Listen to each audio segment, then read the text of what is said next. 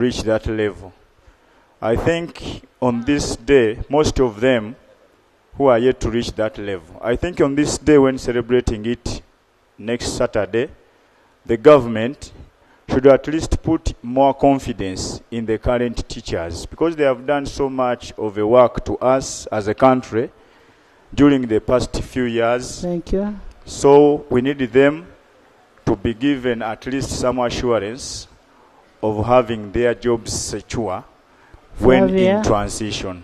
I thank you, Flavia. Madam Speaker. Thank you very much, Madam Speaker. Madam Speaker, I'm a teacher of English language and literature in English, and I taught for close to 9 years. Namilyango College and Our Lady of Good Counsel, Gayaza. So these issues are issues of generals of us, the teachers today, not generals of the other ones. I just wanted to say that. And I want to appreciate teachers all around the world, because especially teachers in Uganda, because I know that despite the fact that they are teaching, there are also certain conditions that are terribly unfair to them, but they are working. So we appreciate them, and I want to appreciate the Ministry of Government, the Ministry of Education, for what they are doing for the teachers. However, we have some challenges which we need to address. The very first challenge, I want to add my voice to the discrepancies that are in the teachers' salaries right now as we speak. Teachers in my community in Kasanda, as I was with them, because we celebrated World Teachers' Day as a district, they mentioned that some of their staff members of the arts teachers have sold their ATMs to science teachers. So every time, because of loans, so it's the science teachers that are controlling the arts teachers' salaries because they don't have money. So whenever their accounts, whenever they get the little pay that they have, the science teachers automatically take the money because they are paying back the loans, leaving them with nothing. That means that their situation, especially when it comes to looking after their families, is dire. We are talking about a situation when it comes to welfare. Teachers are teaching children who are hungry, but teachers are even hungrier than the kids that they are teaching. So you find that when at lunchtime, we have staff that are not getting food. And for those some that can afford the food, they are eating portion beans which is in a terrible state. So they were complaining about that welfare as well. Can we find a way of improving staff welfare? I also know that teachers have poor, deplorable living conditions. There are certain schools we visited in Kasanda, teachers' quarters. They are living as if they are prisoners. Even prisoners, I think, have...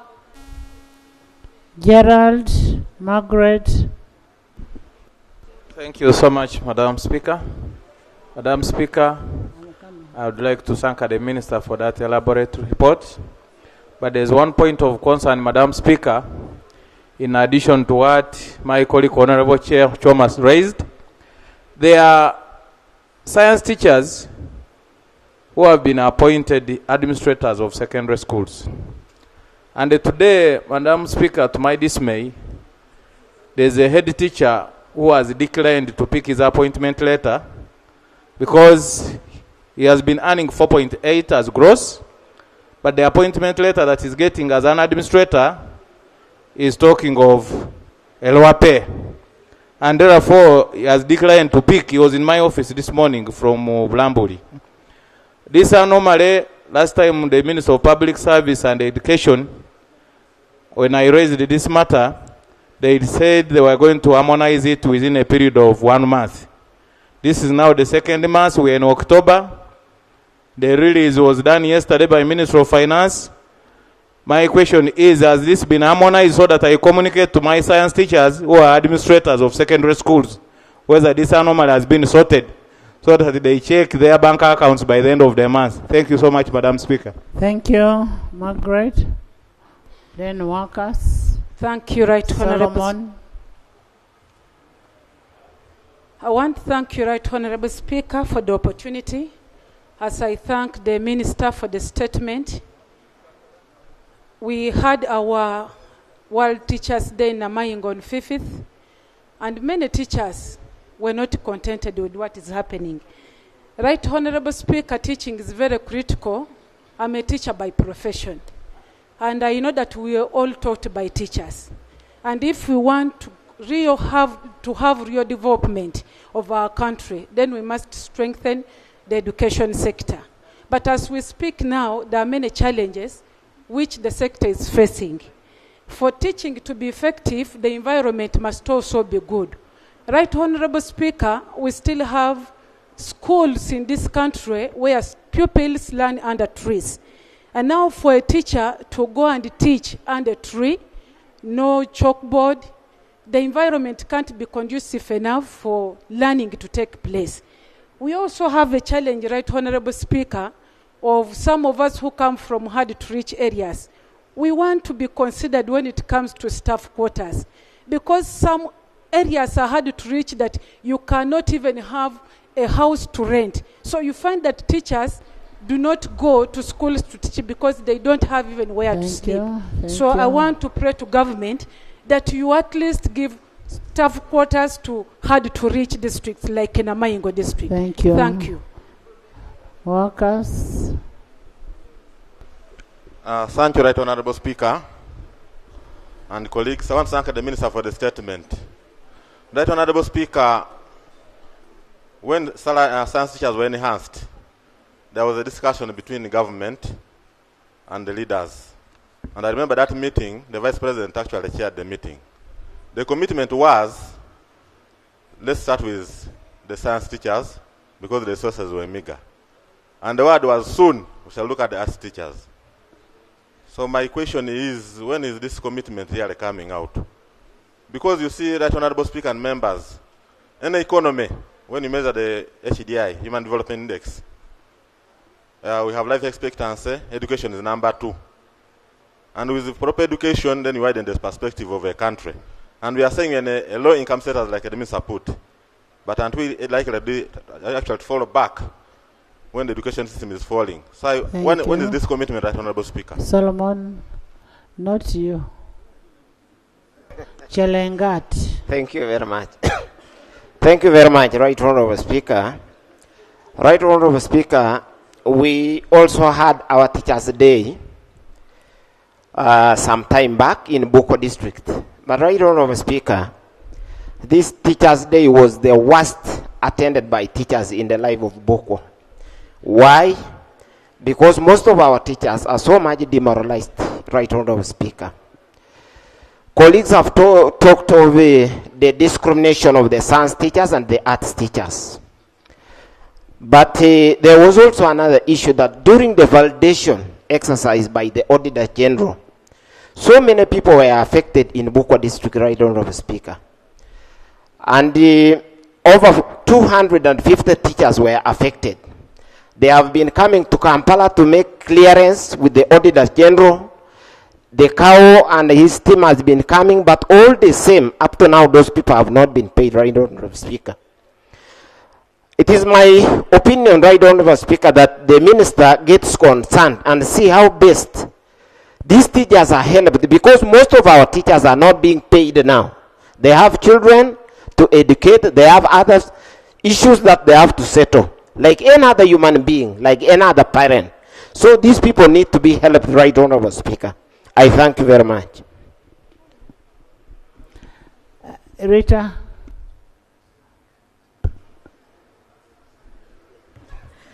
Thank you very much, Right Honorable Rita, Speaker. Mitoma, Isaac. Okay. Okay, thank you, Right Honorable. I want to say that as a principal mother, Isaac, where have you been? having nurtured and the home being the first school, I really want to share this joy with the teachers, to join them and celebrate this day, and congratulate them for choosing to be teachers beyond the home, which really I don't take that privilege. Right Honorable Speaker, it is very alarming to find that we have a universal primary education, universal secondary education, and you go to a school that has over 1,600, and then you find a school only pays about, the government only pays about 30 teachers. What happens to the rest? The rest of the teachers are being sponsored by the fees that is being collected. I know His Excellency has appealed so many times that UPE needs to be free. But through you, Right Honorable and the Minister of Education, I would want to carry my voice to His Excellency that free education as a woman and an advocate for a girl child, I support it wholly. But that is one area that we appeal to him to do. The other thing, Right Honorable Speaker, is the looming epidemic of children, especially in private schools, who carry heavy bags on their backs. I thank the teachers for doing that work. But for asking young children to carry counter books, we were in Ankole for a surgical camp that covered 13 districts. The report that came... Is that true that private schools do what? They carry counter books, very many books. And the Association of Surgeons told us that they needed to go to schools to be able to check the backs of young children. Honorable Yeri, can you respond to that?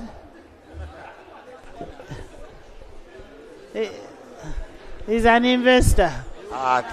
Victorious. Thank you very much, Right Honorable Speaker. It depends on the age.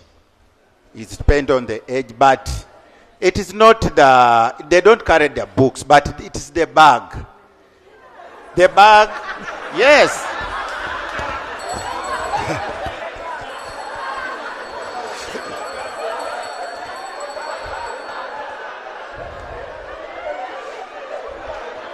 So,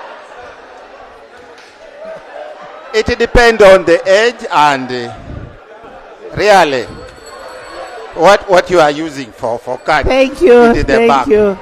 But I also have something to submit. Right, Honorable. No, let him finish. Let me finish. He's a proprietor of a school, yeah. Victorious.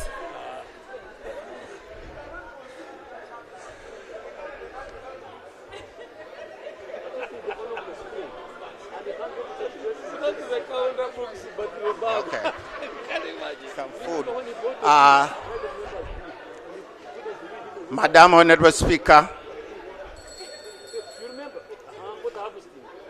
I wanted to bring the issue of the budget, the emergency money when a natural disaster has happened for these schools. Sometimes there's no money to speed up the calamities which has happened. For example, as we talk now, Manjas High School, rainstorm has hit the school is down, and actually the halls which is supposed to be used for UNEP is down. So we really need the minister's concern to attend to that. Thank you. Rita, can you conclude? You know what Honorable is saying? There is a saying that somebody one time said that the alcohol is not a problem, but is the bottle.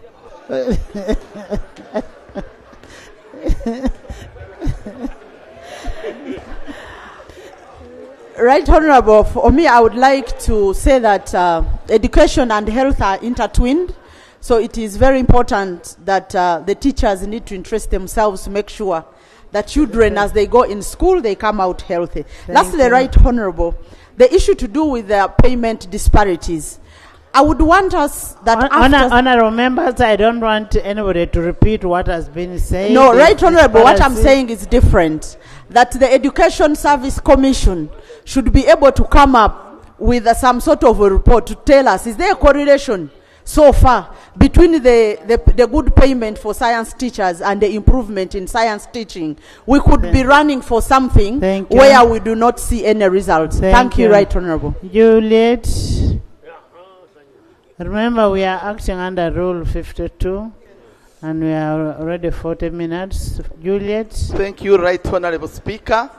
There is another teacher behind Achibu. Achibu is a teacher. Yes. Juliet. Yes. Juliet. Honorable members, can we hear from Juliet?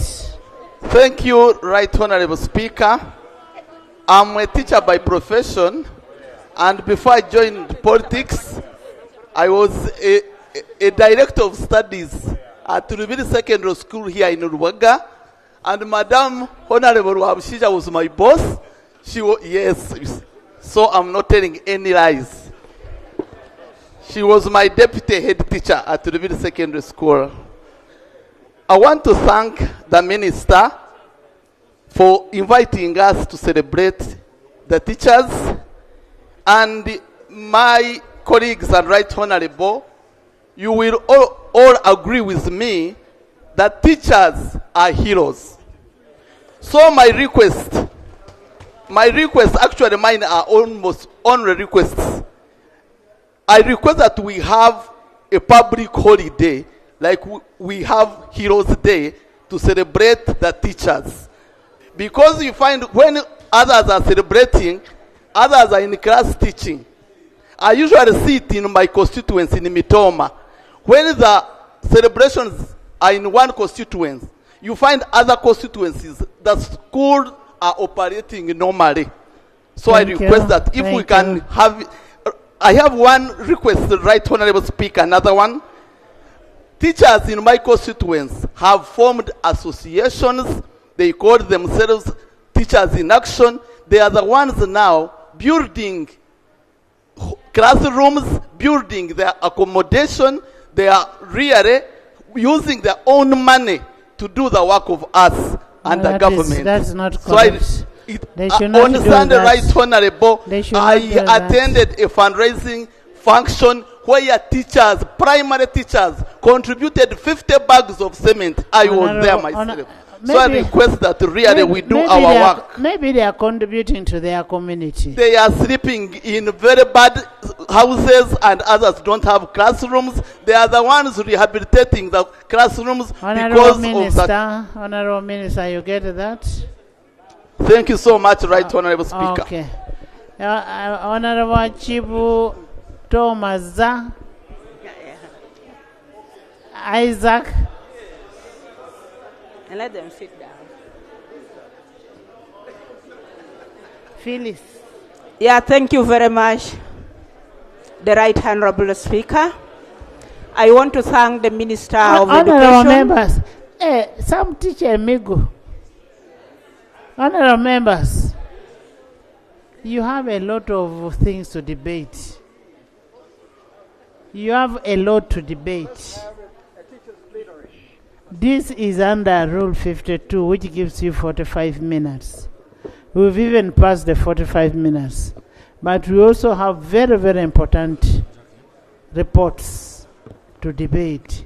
So if you miss out on a teacher, you'll debate on the next one.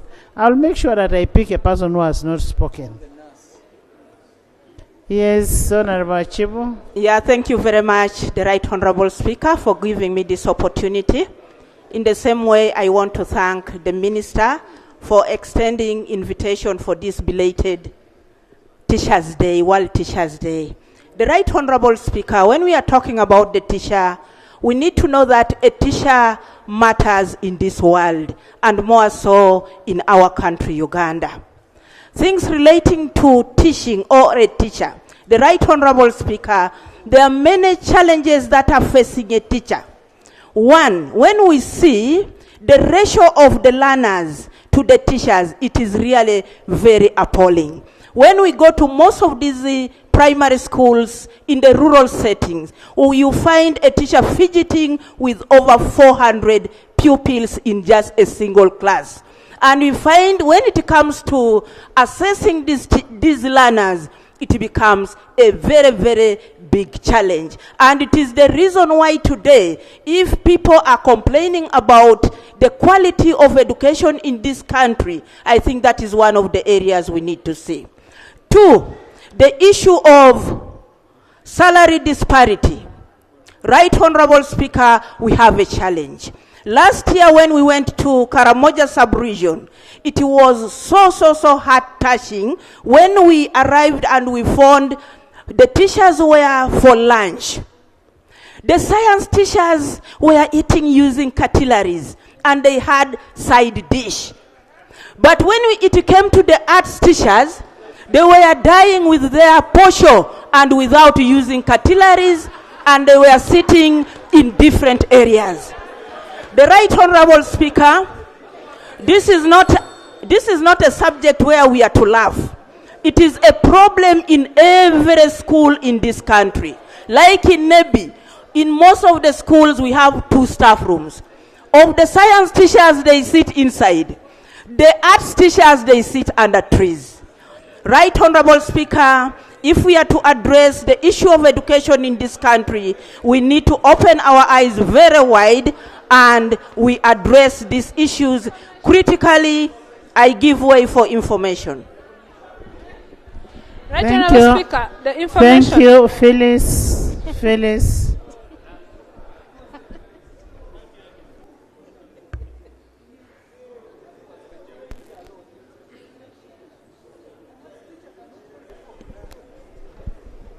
Thank you, Madam Speaker, for giving me this opportunity.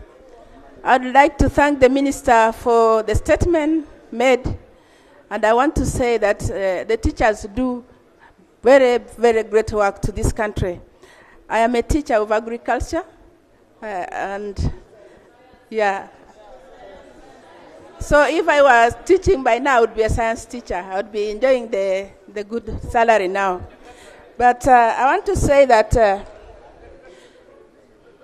Kapchorwa teachers celebrated their Teachers' Day on that same day.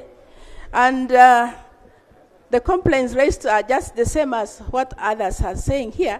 But one thing which has not been touched is about the new curriculum. So they are complaining about the new curriculum, that they haven't grasped it so well. Especially when it comes to the competency-based learning, that they have no projects within the school to teach the student, to use them for teaching the students. Some topics need teachers to take students outside the school compound to learn certain things, maybe in markets and so forth. But the money is not there. The transport to take them outside is not there.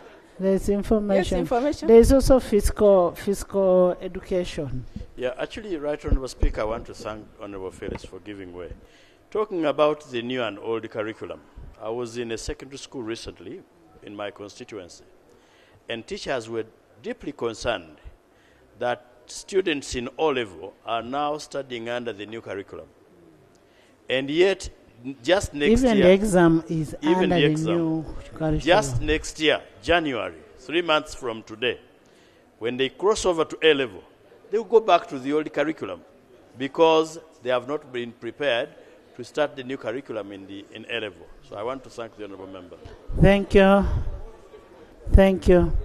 Honourable members, can we first hear from the Minister? There is a cow here. Former cow. Yes.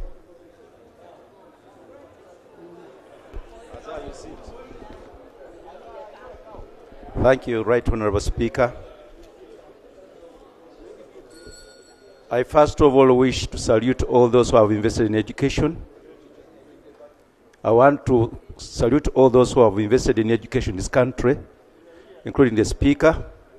It's a sacrifice, and also want to talk to Ministry of Education and the nation. The nation is because of its people, and we are here because of teachers. The moment you mishandle the children, you will have citizens who are not responsible. So to me, I believe this issue should be given enough time for discussion. The issue we are dealing with is so sensitive. It is so sensitive. Some of us who come from rural districts like Bududa, what we see, we are just seeing children growing or going to schools where the future is bleak. You go to school where the teacher is very hungry, imparting knowledge to children who are hungry. We have situation of urban setting. Indeed, urban setting different from rural setting. We want to subject them to same education system, examination, and opportunities become very difficult. Colleagues, we are here and we are the ones who make decisions for this country. The quality of our people, the children, is so alarming. How I wish, Madam Speaker, that we be given enough time to interrogate, to audit the education system in this country. That's why we have a sectoral committee in education. As I see it, the colleague raised the issue of the curriculum. We are here dealing with issues which are very, very sensitive. The children who are now, even the teachers themselves, don't know about this curriculum. I believe even the Minister of Education officials don't know about it. And they are sending them for examination. Now, what nation do we have? As I see it, I want to thank again the gallant teachers of this country. Thank you. Thank you so much. Thank you, honorable members in the public gallery this afternoon. Media was waiting for you because when you went for prayers. In the public gallery this afternoon, we have students of social works and social administration from Makerere University, Kampala Central. And Kampala Central, and they are represented by Honorable Medi Nsereko and Honorable Malende. Please join me in welcoming them. Stand up and we see you. Welcome, you're most welcome. Thank you for coming. Thank you, Right Honorable Speaker, and our gallant students from Makerere University, the epitome of education in this country. Welcome to the August House, and we pray and hope that your visit here inspires you not only today, but also for the future, for God and my country. Thank you. Amen. Thank you. Honorable Minister will get a response from you, but you need to address the issue of the teacher-student ratio, the discrepancy in payments, and the issues of the new curriculum that even the teachers themselves who are teaching are not well versed with it, the living conditions of the teachers, living conditions where somebody, the teacher stays 30 kilometers away from a school, and you get it, and then issues of children sharing toilets, the girls and boys are sharing toilets with the teachers also. You also need to look at the students feeding.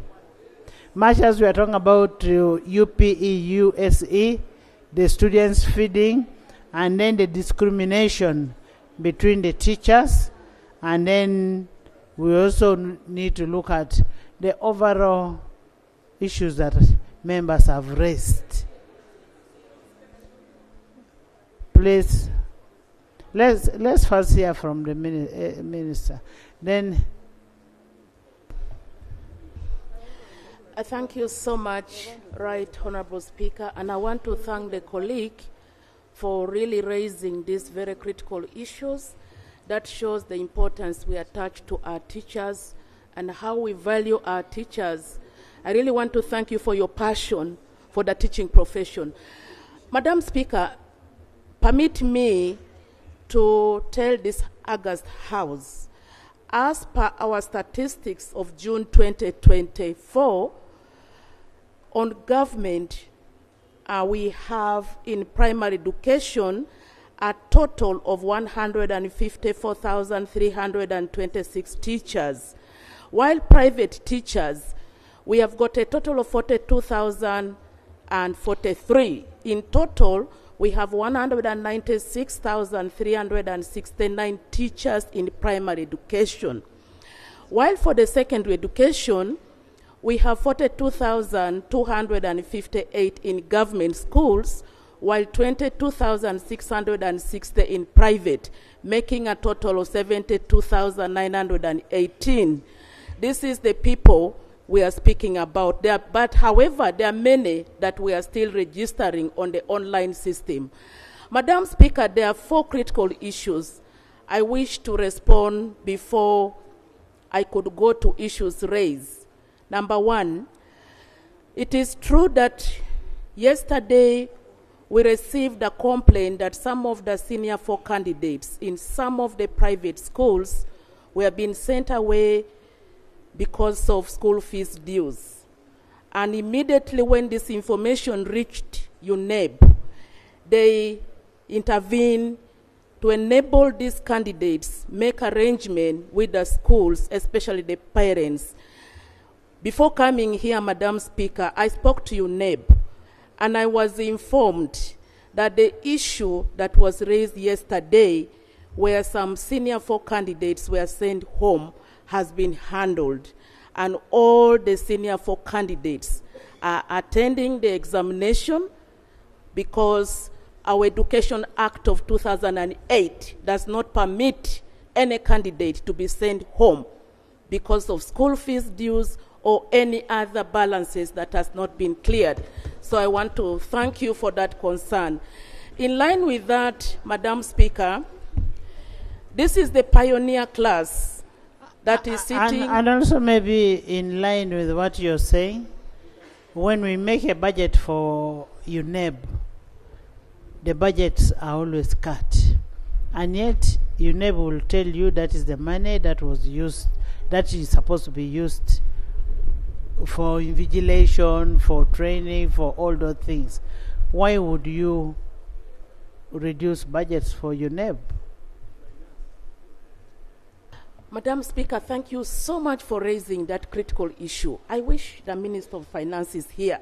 It is true that the money for UNEB many times have been slashed down, and because of that, we get critical gap to manage examination during examination period. But I pray, moving forward, our plea to keep the money We as need a it is. report from finance on why they handle UNEB the way they do. And remember, all of us path row teachers. And Thank if you cannot handle UNEB the way it is expected to be handled, if you cannot finance UNEB, then where will you finance? Where will you finance?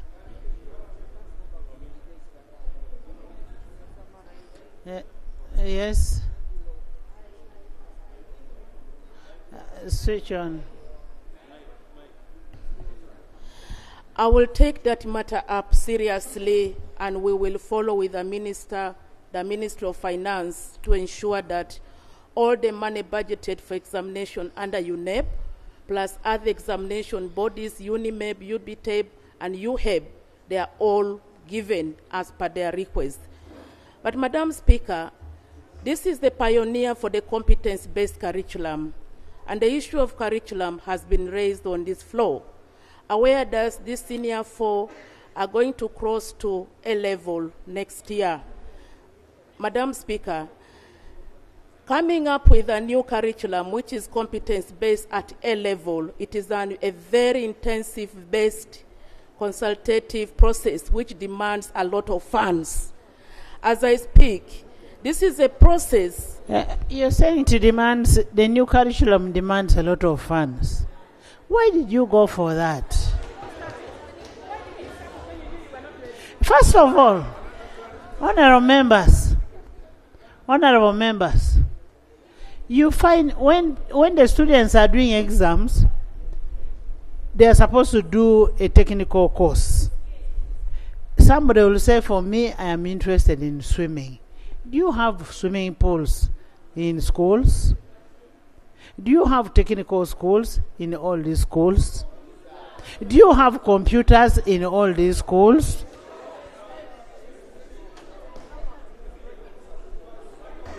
Madam Speaker, for this very candidate class, we have an abridged version for the A-level curriculum, which this very candidate class are going to cross and embrace. Honorable Minister, I am talking with experience. I have a school. And when students were being examined, I am told one student said, for me, I am better in swimming. Good enough, I have a swimming pool. What about others? When the kid was taken, the kid was very excellent in swimming. Now, what about other schools in Kasanda, in Chotera, in Gomba?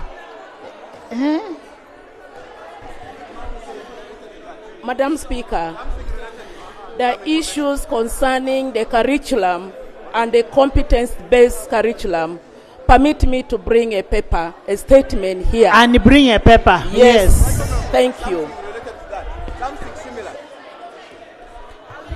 Bring the paper on Tuesday. We have already concluded that. Bring a paper on Tuesday on you. that. Now, thank you. Madam Speaker, quite a number of issues were raised here. But permit me to thank this August House. I want to thank August House about the issue of SACCO. There's a procedure. The SACCO. There's a procedure. Right Honourable Speaker, I did happen to chair Park Central Government in the earlier years of this Parliament. And in one interaction with the Ministry of Education and the Curriculum Development Center, it was evident that government had not even procured books, textbooks, for all the schools in this country with respect to the new curriculum. What the Honourable Minister, my sister, is raising is a serious policy issue. But it does not only stop at policy, it also crosses it into finance. I appreciate that we are part of the appointment process for ministers. If you permit, through you, Right Honourable Speaker, and this is not an area where I normally insist, even when I chaired that committee, is this not an issue where we are supposed or we should interact with the policy head of this ministry so that we have our questions answered? And the policy head of this ministry is somebody I hold in very, very high regard, the Honourable Mrs. Janet Kataha Museveni. Let's get a report on Tuesday to that effect. Thank you. Let's get a report. Thank you, Madam Speaker. It doesn't matter who presents. Let's get a report. Honorable members, Madam you know, Speaker. I was in pain the other day when they said we want new computers. And I had to get computers to put. Can you conclude and you bring your report? Yeah, Madam Speaker, I just want to conclude by thanking this House, especially the funds that have been provided for the teachers under SACCO. I want to thank you so much because when His Excellency the President committed 2 billion for the private teachers and more funds for the teachers through the Micro Support Finance Center and the Malim Center, this House appropriated and funds were provided. I thought you are a commissioner, you do know that when somebody is speaking, somebody...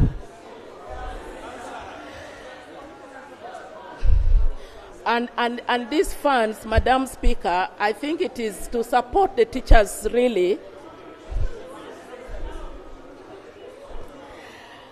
This issue is to support the teachers towards Honorable their welfare. You first tell that commissioner what commissioners do. Commissioners are in charge of the welfare of members of parliament, and therefore they must do everything possible to protect other members of parliament. You don't disturb them when they are speaking. Exactly. And so the current commissioner is not right to disorganize a member. Okay.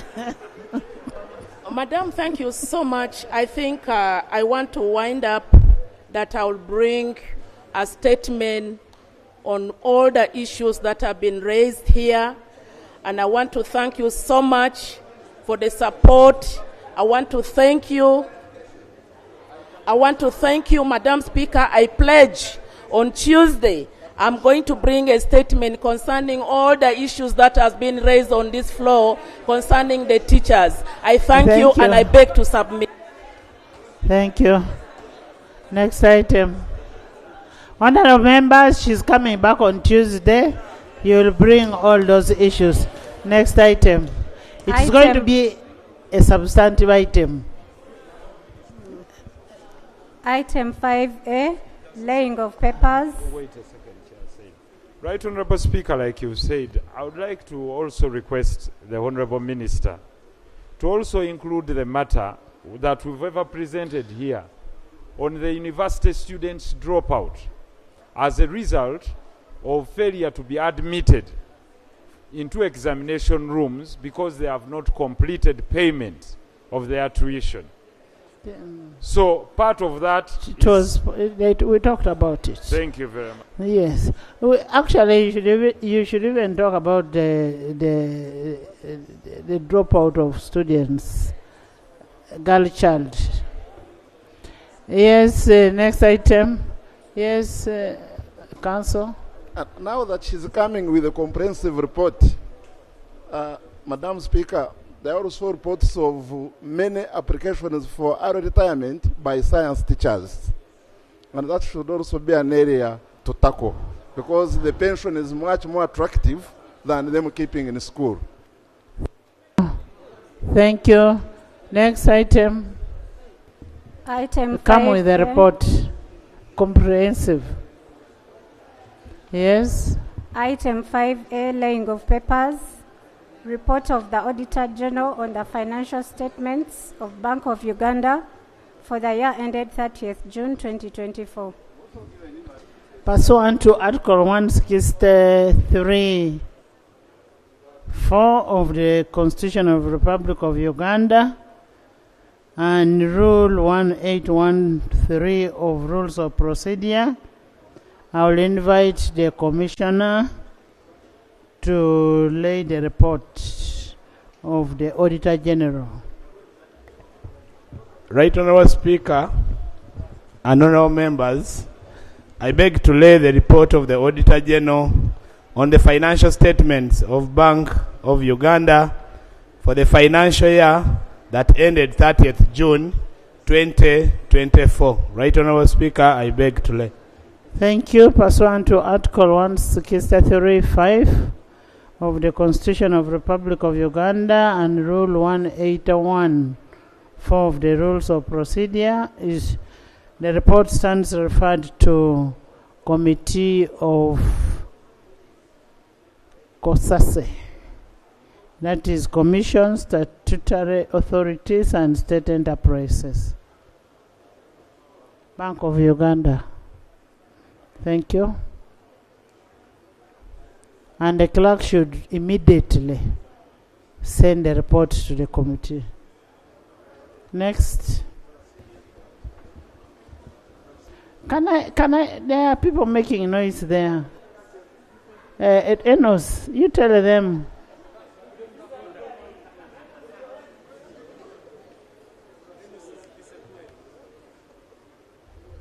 Next, yes, procedure.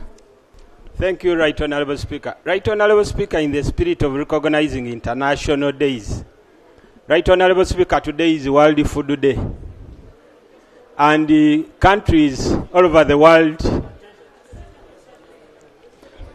Yes.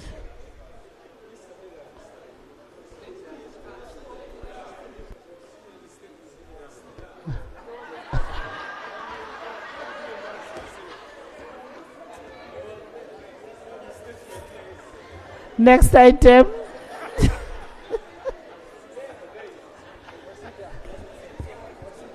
Item 6, motion for adoption of the report of the Public Accounts Committee, Central Government, on the Auditor General's report on Treasury operations and consolidated financial statement of Government of Uganda for the year ended 30th June 2023.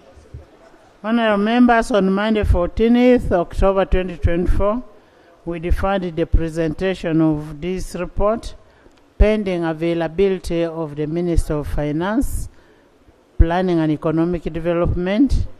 We thought and hoped that the minister would be in today. It's unfortunate that the minister is not in.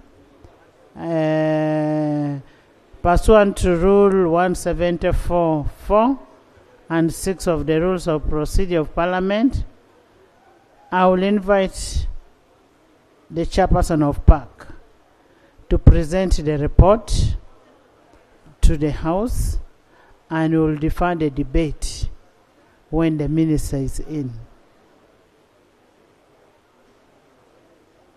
But Honorable Loeb was supposed to give his statement on education, teachers. Honorable Speaker, now that we've asked the minister to bring a statement, we'll wait to see what she gets to present, and then we can point out those other issues. I had wanted at that time to add one or two things that I think she needs to emphasize. But let's give the minister the benefit of doubt to bring the statement she will bring, and then we see. Honorable Speaker, I'm glad we have now moved to say that the report gets to be presented in the absence of the Minister of Finance. But I think the front bench needs to take us a lot more seriously. This particular report has been pending since last week. And the reason it kept pending, I kept nearly harassing my senior colleague, Honorable Mwanga Chivumbi, to make sure he is available in good time. And each time we kept pushing it because the Minister of Finance is not available for one reason or another. Yesterday came very briefly and had to leave. That docket has got about 3 to 4 ministers. What is the problem? Maybe we need to know. Chenga, why are you for making noise out? Call your members to come in. So, Honorable Speaker, as I was saying, we hope that they are not trying to run away from this report. Because this is a critical report on Treasury operations, we hope that this is not a ploy for them to, submarine as far as this report is concerned. No, but I'm glad we'll present it and ask them to nonetheless come with a response. Honorable members, if anybody thinks that we are going to do an omnibus adoption of that report, that is a lie. We are going to debate it. We will wait and debate that report on the floor. And actually, after you present your report, there was also a report by Finance, still on Treasury operations. We shall debate both reports because he should have actually given it to you for you to use in your report. Please go ahead. Yes, Nathan. Thank you very much, Madam Speaker. Madam Speaker, the procedures I'm raising, the report on the Treasury operations consolidates all the accounts of government. And the person who is supposed to be in charge of those accounts is the Minister of Finance. Wouldn't it be procedure right that, Madam Speaker, you ask the minister, maybe in writing, to be present? Because if he presents them, he presents a report when he's not here, or she's not here, I don't know whether there's a woman minister there also. It would be us just leaving out the most vital things which the minister, who is the custodian of the Treasury operations, should have had. Wouldn't it be procedure right, Madam Speaker, that you defer and compare the Minister of Finance to be here to deal with the report, because this is the consolidation of financial accounts? Honorable members, yesterday we discussed with the Honorable Kasaija, and Honorable Kasaija took a report, a copy of the report, and requested us to have the report presented. They will come with a response to the report. Can I have the report presented? Right, Honorable Speaker. I read the minutes and the report the last time out. Honorable colleagues, I will take you straight to page... Honorable Nathan is a member of the committee. Yes. Okay. Yeah, he's a member. Right Honorable Speaker. Permanent member. Yeah, Right Honorable Speaker, we thank you. That committee, you gave us the most competent accountants in this house. They are all on that committee. From Choma to everyone else is on that committee, and they've done a commendable job. Thank you. Right Honorable Speaker, I'll straight away take you to page 5 of the report. Right Honorable Speaker, committee observation. Madam Teacher, you're going when they are presenting your report. The committee observed. You're going to the baby's home. The committee observed that whereas the revenue budget was revised to 48.13 trillion, the expenditure budget was total of 52.548 trillion in the course of the financial year, leading to unbalanced budget, Right Honorable Speaker, of 4.4 trillion. Right Honorable Speaker, in the financial year under review, Honorable members, kindly help me and just listen to that report for you to understand what is happening. Yeah. Honorable Speaker, what this means is that from the word go, the expenditure budget was not matched with the revenue budget to a tune of 4.4 trillion. Further examination by the committee revealed that in the last 3 financial years, the total approved budgets was for the year 2022-23 was 52.548 trillion. For the year 2021-22 was 51.6 trillion, and for the year 2021 was 51.62 trillion. While revenue for all those years, for the year under review, was 48.13 trillion, and for the year 21-22 was 47.2 trillion, and for the year 2021 was 48.72 trillion, leading to unbalanced budgets, which I first stated, of 4.4 trillion, and 4.361 trillion and 2.9 trillion respectively, as illustrated in the table below. In the table below, Right Honorable colleagues, I'll put for you the budget, which was 52. I'll put for you the revenue, which was 48, 47, 48. And in the column, I've put for you a column of the monies, the balance between the revenue and the budget.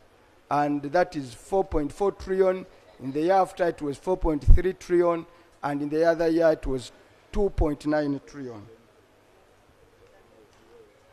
The accounting officer explained that government had set a target of enhancing revenue mobilization by 5.0% of GDP every financial year, although the implementation of the domestic revenue mobilization strategy. The PSST also explained that the Ministry of Finance, Planning and Economic Development would continue to hold NTR consultations with the respective NTR generating MDAs in order to harmonize the NTR estimates, review existing rates, charge for services rendered to the public, and consider proposals for new sources of NTR from MDAs. The committee, however, notes that the variance in expenditure and revenue budget is a recurring concern which has existed over the years. These shortfalls or failure to fund the revised budget implies that government would not fully finance the planned programs within the time, which in turn affected service delivery.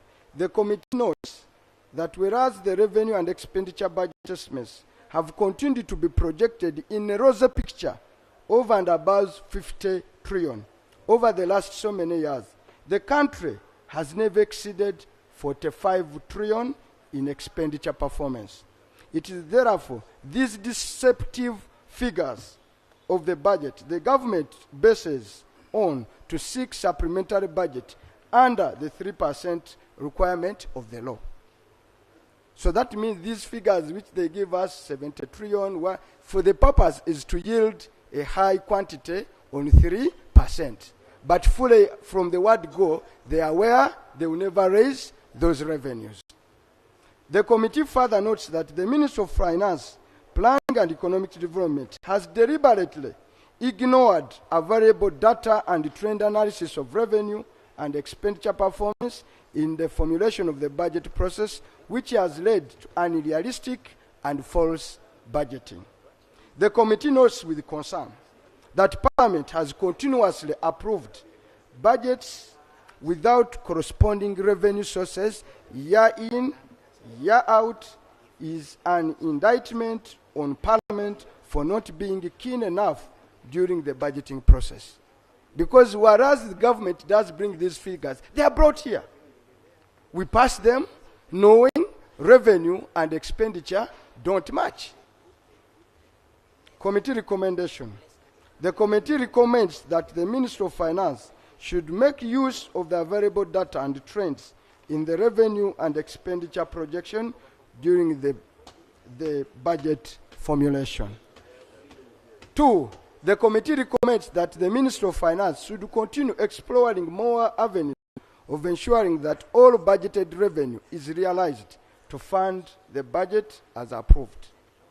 2, Parliament should initiate a process of amending the necessary laws, like the Public Finance Management Act, to tame government's appetite in making unilateral alterations in the budget figures through abusing the 3% window permissible under the current legal regime.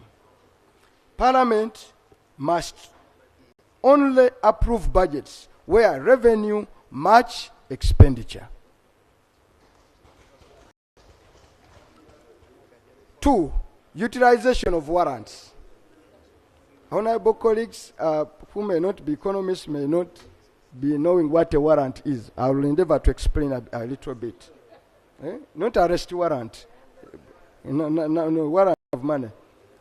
Right, honorable colleagues, out of total warrants of 4.922 trillion issued during the financial year, 49.22 trillion issued during the financial year, 43.404 trillion was spent by government, resulting into unutilized balance of 5.822 trillion, representing a performance level of 88.2% as summarized in the figure below.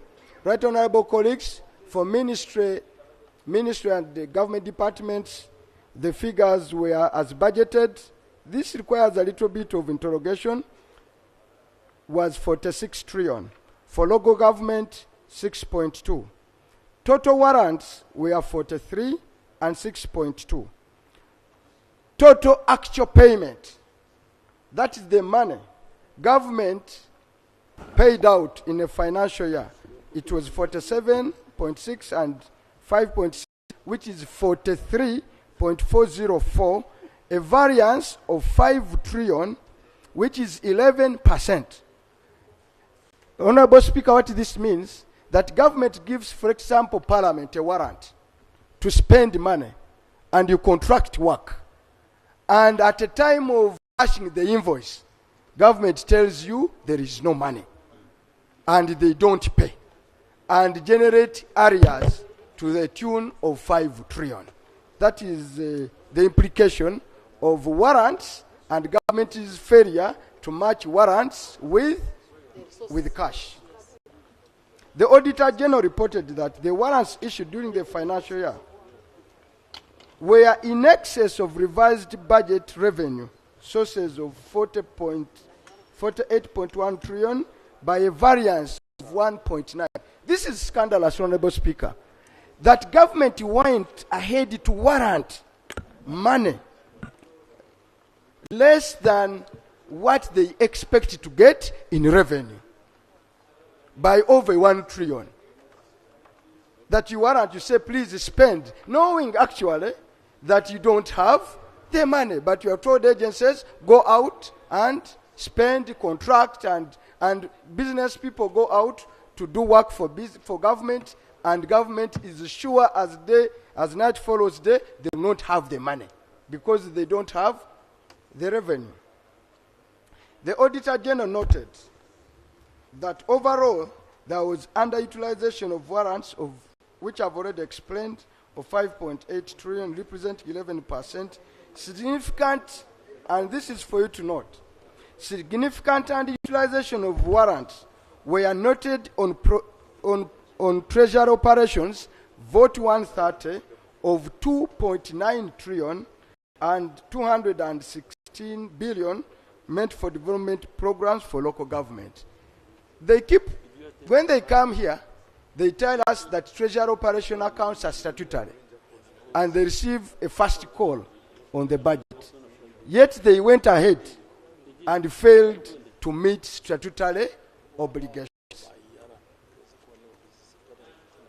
The PSST, the country explained that the respective accounting officers had been requested to justify the under-absorption in addition to adjustment of their work plans for subsequent financial year to undertake the activities which were not completed. Committee observation. The committee carried out a trend analysis, Right Honourable Speaker, of the budget for the last 3 years and revealed unmatched expenditure budgets, warrants, and actual payments over the years.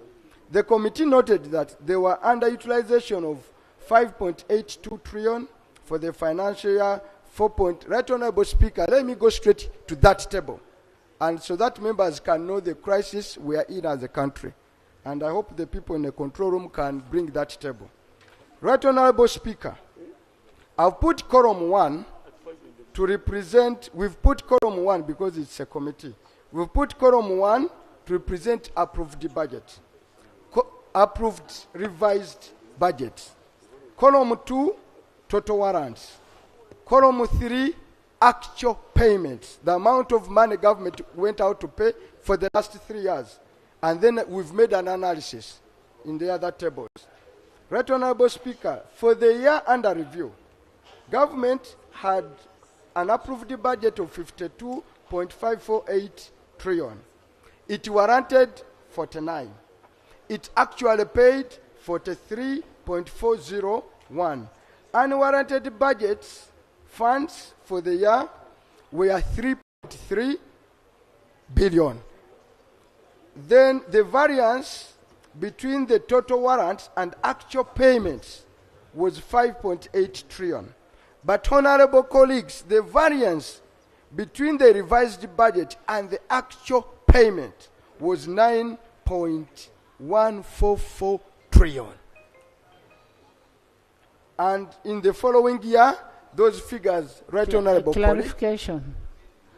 2022-2023, the revised budget was 52.548 trillion. Yes. The what was warranted was 49.2 trillion, and what was released was 43.4 trillion. Yes.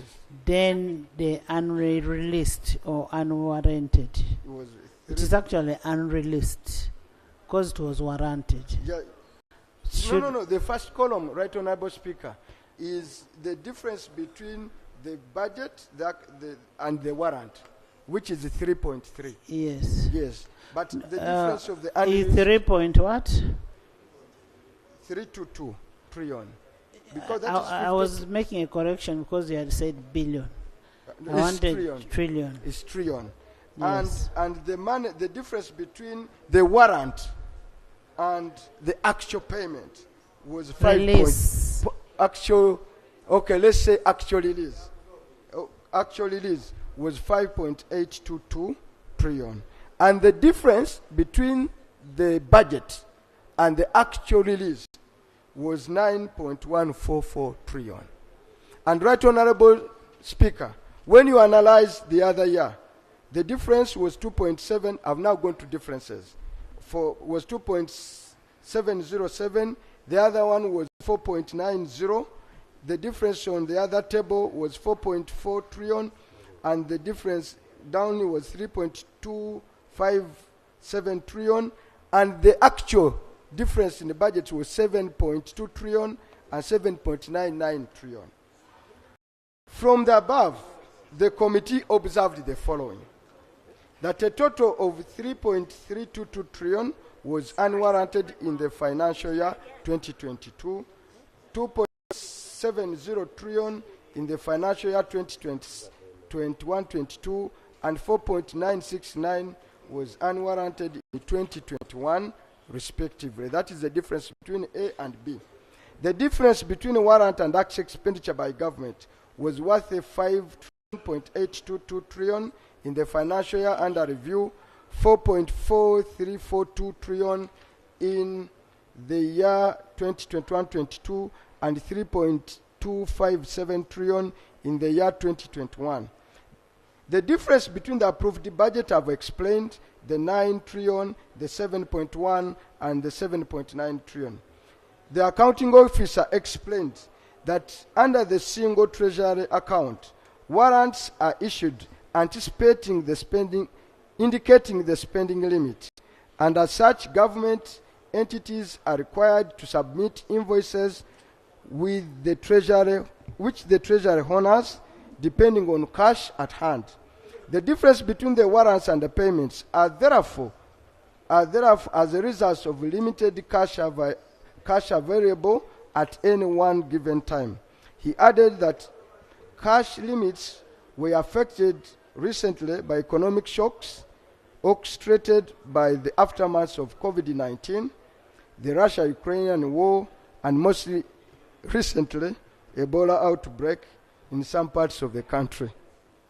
The accounting officer further explained that the unfunded budget was hampered by overly, this you should note, ambitious proposals by policymakers to provide funding for what is now known as unfunded priorities, coupled with revenues which do not match with expenditure. But the minister apologized on behalf of the PSST on this assertion, as you demanded earlier. However, the committee is concerned that government continues to warrant, well knowing it has no cash to match the payment. This uncontrolled mismatch between warrants and payments mislead accounting officers to contract and commit to payment schedules on the basis of warrants, and usually this is not honored for payment by the government. This has resulted into accumulation of arrears. Furthermore, for Parliament to continue to approve budget estimates year in, year out, without predictable sources of funding, is an indictment on the keenness of scrutiny and approval process of the budget by Parliament. Recommendation. The committee recommends that the Ministry of Finance should ensure that all warrants issued are supported by sufficient revenue sources to fund such warrants, and also provide guidance to MDAs in regard to prioritization of activities to the level of available resources in cases of shortfall. The committee comments that Parliament should be driven by realities and only proceed to pass the budget if the proposals by government are matched with the projected revenue sources. But sometimes, Honorable Speaker, Parliament is handicapped by what are called addendums to the budget that are brought minutes before a budget is passed. Continued approval of supplementary funding without, this is another point. Continued approval of supplementary funding without matching revenue. Supplementary expenditure during the financial year in question mounted to 4.41 1.7 trillion. Out of this, 1.437 trillion, which is 2.99%, was in respect of the 3%, authorized by the Minister of Finance, Planning and Economic Development as per the Public Finance Management Act. The Auditor General, however, reported that the sources of funding for the supplementary expenditure was not clearly shown before approval was granted. Right Honorable colleagues, as you know, it is only the Minister of Finance at his own discretion that approved this money before he even was sure where the money will come from. As a result, the supplementary expenditure was instead financed by internal budget cuts from various votes, thus suppressing implementation of plans and activities by the affected votes. Audit also noted that a total of 4.417 trillion in supplementary budget was initiated, approved, and utilized without any involvement of the program working committee, but rather with the direct engagement with the vote. There is a risk of misalignment of programs, output, and expenditure targets, as well as undermining the implementation of program-based budgeting approach at its infant stage. The accounting officer explained that the provision of supplementary expenditure was made in accordance with Section 25 of the Public Finance Management Act 2015 as amended, and affirmed that the supplementary expenditure going forward had to be restricted in line with guidance from His Excellency the President on peace, security, roads, electricity, investment in peoples of Uganda, prioritizing money earning projects, management of national resources, and international commitments. Chair, yes, a clarification. Yes. Thank you, Right Honorable Speaker. Chair, on point 4, Roman 4, continued approval of supplementary funding without matching revenue. I've looked at the figure, but the percentage, 2.99, is not correct. It should be 32.5. 1.437 trillion of 4.417 trillion is 32.5%, not to 2.9%. Of the total budget? No. You are saying supplementary expenditure during the financial year in question. Yes, mounted to 4.417 trillion. Out of this, yes, 1.437, which is 2.99%. That's what I'm correcting.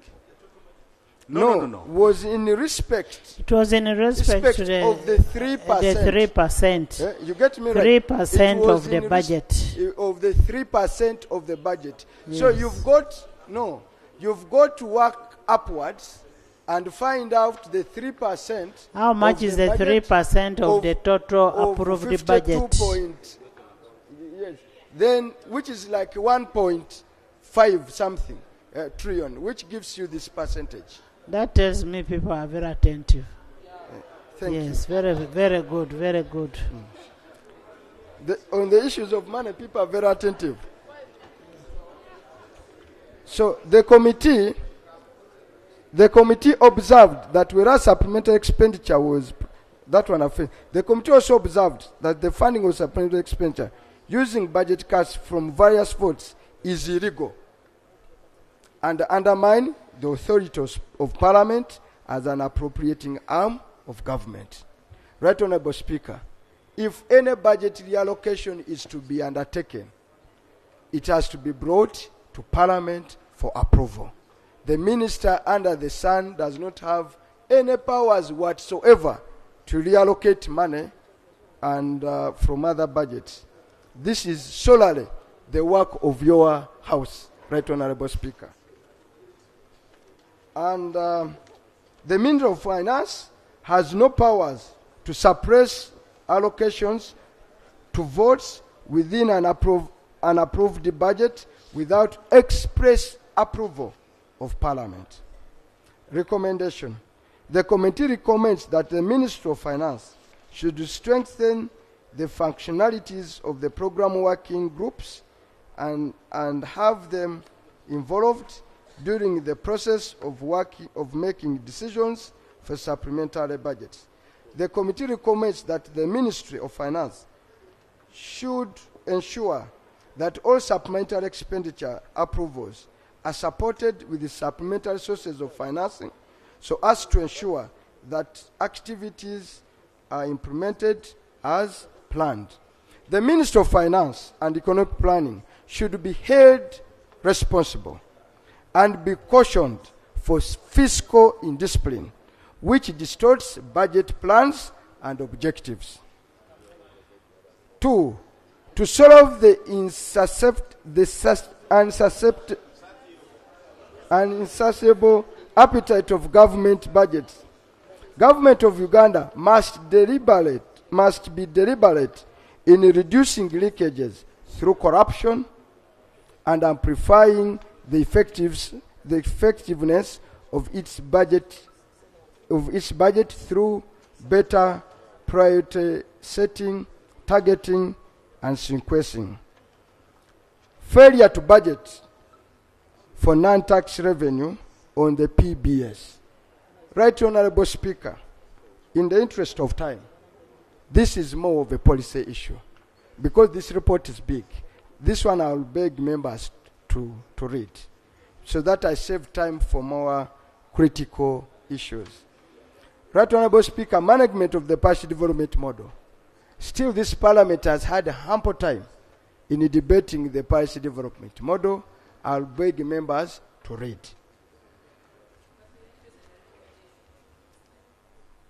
The recommendations. Should I read the recommendations only? Only. Right Honorable Speaker, our recommendation, for example, on the parish development model. The Minister of Finance should reconsider the criteria used for budget allocation to include the population sizes of local government, accessibility of the local government, and levels of poverty, other than just depending on number of parishes or wards. 2, there is a need to establish the total cost for implementing the PDM and align the cost to the targets. 2, the Ministry of Finance should provide and disseminate guidelines through both electronic and print media for utilization of the PDM funds for each pillar for all the local government and other ministries, agencies, and departments. Right Honorable Speaker, for the next one, I'm going to read. Accumulation of payables of 10.18 trillion. 10.818 trillion. For those who are not accountants like me, payables in this case are arrears, literally meaning. This is money government consumes and fails to pay. Domestic arrears.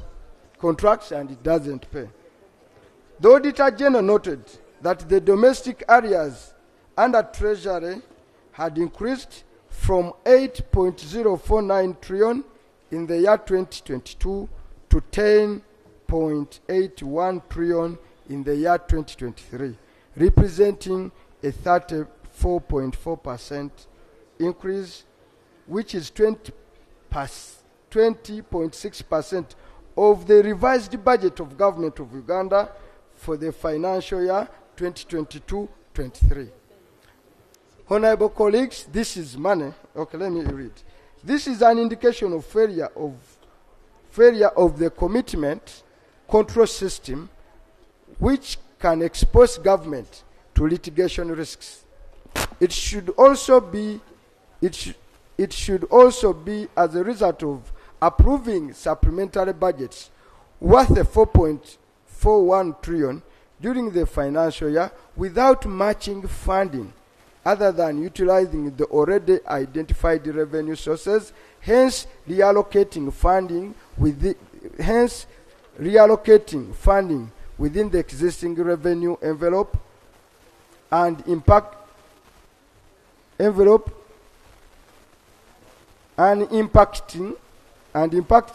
other implementing cost centers across government. The accounting officer explained that government is currently implementing a domestic area strategy to clear significant amounts of the verified money. Right, honorable colleagues, you may recall that in the budget that is under consideration, only 200 billion was allocated, where government has accumulated payables of 10 trillion. The committee agrees with the observation of the Auditor General that the trend of the accumulation is on an upward trajectory, which is obviously unsustainable. The committee agrees that as a result of approving supplementary budgets, which amounted to 4.417 trillion during the financial year under review, with no matching funding, government was forced to use the already identified revenue sources, hence reallocating funding within the existing revenue envelope and impacting MDS across government. Recommendation. The committee recommends that the accounting officer should be held responsible for committing The committee recommends that the accounting officers should be held responsible for committing government beyond the approved budgets, and the PSST should not appoint any accounting officer who have committed government beyond appropriation. But also this includes the PSST. And you find when you have domestic areas like that, you're affecting our people, because these people will not be able to trade. They cannot be able to be in business because their money is locked up with the government. Or Kotogong will tell you that his money got locked up with the government for years. So you find at the end of the day they go and get loans. When they get loans, they fail to pay the loans. The banks take their property. Banks take their property because they have failed to pay loans. Yet the problem is not anybody else, but it is what? Yeah, Right Honorable Speaker, I thank you for the observation, and you are spot on. Alarmingly, these 10 billion are for our local people. Okay? This 10 trillion. This 10 trillion is for local suppliers. For the foreign suppliers, is statutory. But for the local people, they reduce it to a payable. They say it is a payable. For foreign workers, it is statutory. For the citizens, it's just a payable. And it amounts to 10 trillion. Why don't we have government prioritize payment of the domestic debt the same way it does with the what? Yes. The foreign one. Yes. So our recommendation down is that we want to recommend, because the recommendation is there, we had recommended, I don't know why it is not appearing here, that these payables should become statutory obligation on part of government. If government consumes my goods, the same way we protect vote 130 is the same way we should protect this one. Yes. Thank you so much. Right Honorable Speaker, that is for your information. Right Honorable Speaker. Yes, Pap. Thank you very much, Right Honorable Speaker. Right Honorable Speaker, I want to pick it right. Was that a ruling or? No, we've not gone. If we pick it as We are going for, we'll have a debate on it. I'm helping him in making his recommendations. Madam Speaker, I may not need to go about it again. It can pass as a ruling, and and the ayes have it. And we proceed. My role is to guide my committees. So I'm guiding my committees on how. Yes. So, Right Honourable Speaker, we have drafted the recommendation. Honourable members, this is a very serious matter. Very, very serious matter. And you never know, we would even get more taxes if we had that money in circulation. Yes. Yes. So, Right Honourable Speaker, 4.0, let's look at the public debt. 4.1, public debt portfolio analysis.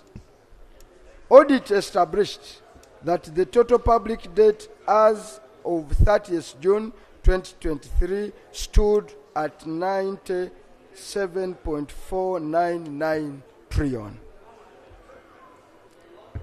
of which domestic stock, Honorable colleagues, can I beg for your attention?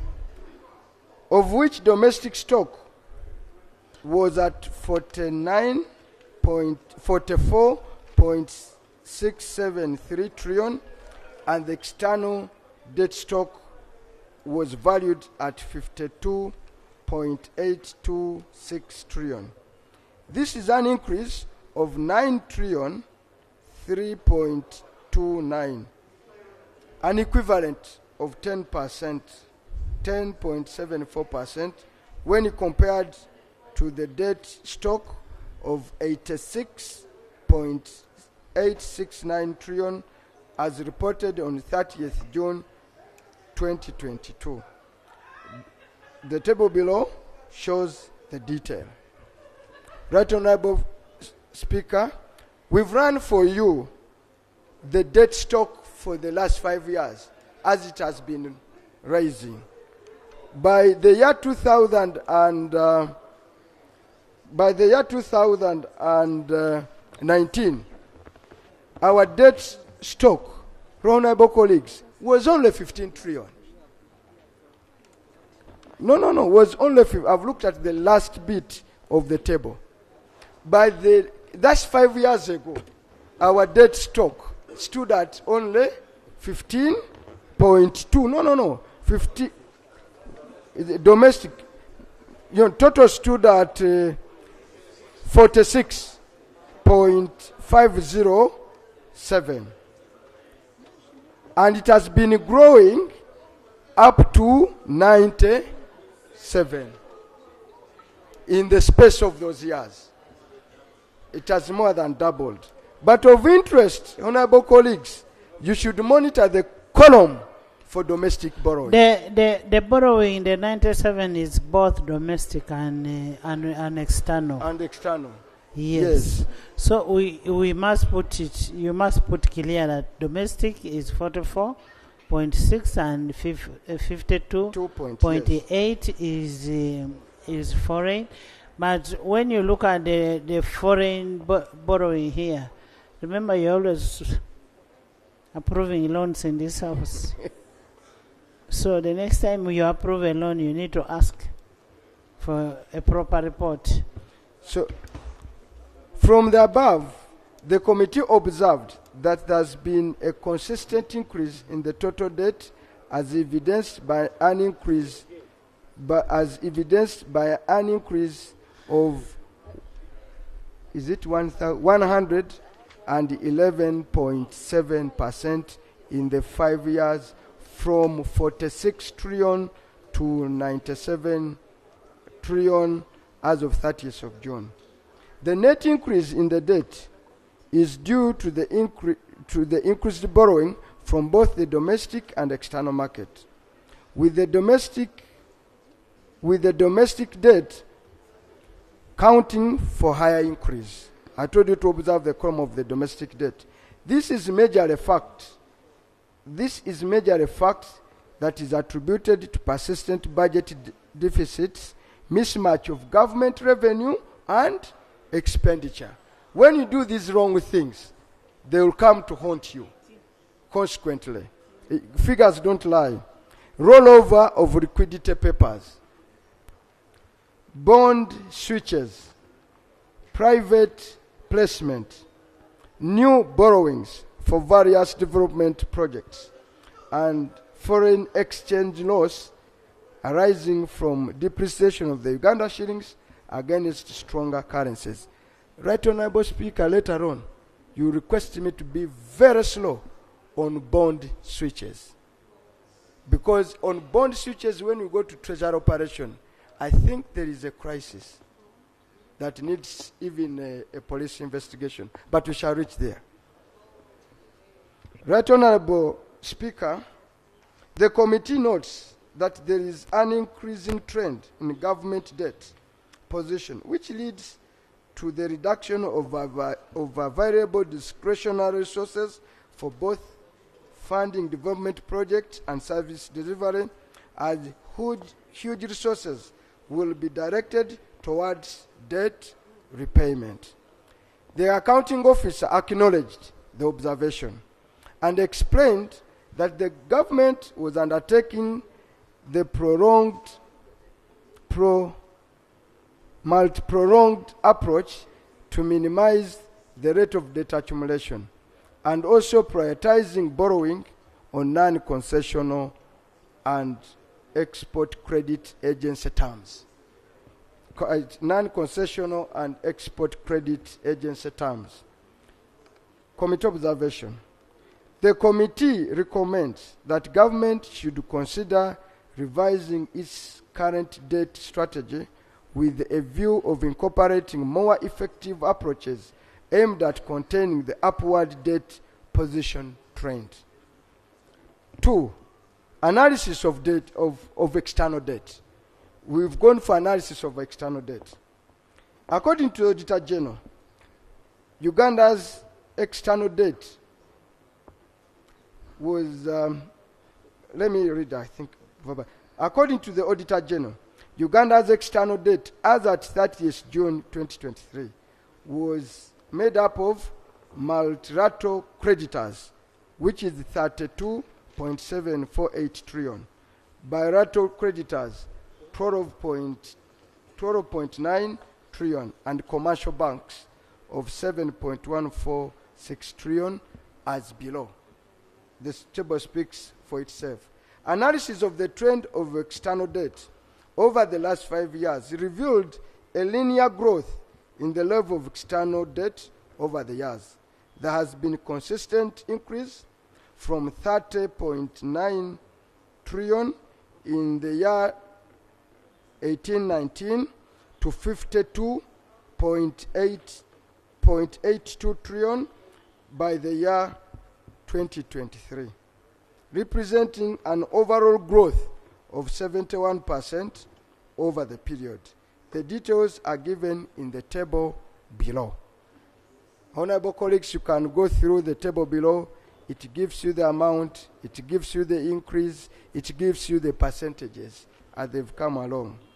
The committee observed that the major driver of the growth in debt is acquisition of new debt, mainly for budget support. This has put pressure on the economy and has led to further borrowing from the domestic market. There is a risk that this may not be sustainable in the short term.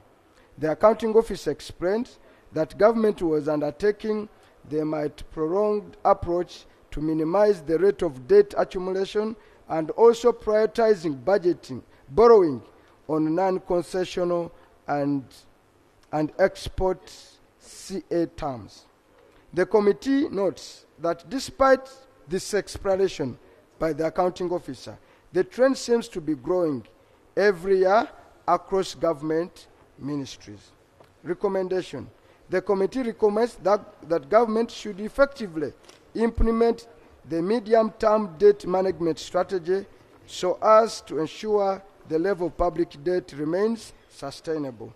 The committee recommends that government should honor the demands of the Charter for Fiscal Responsibility, which states that government should maintain prudent and sustainable levels of public debt.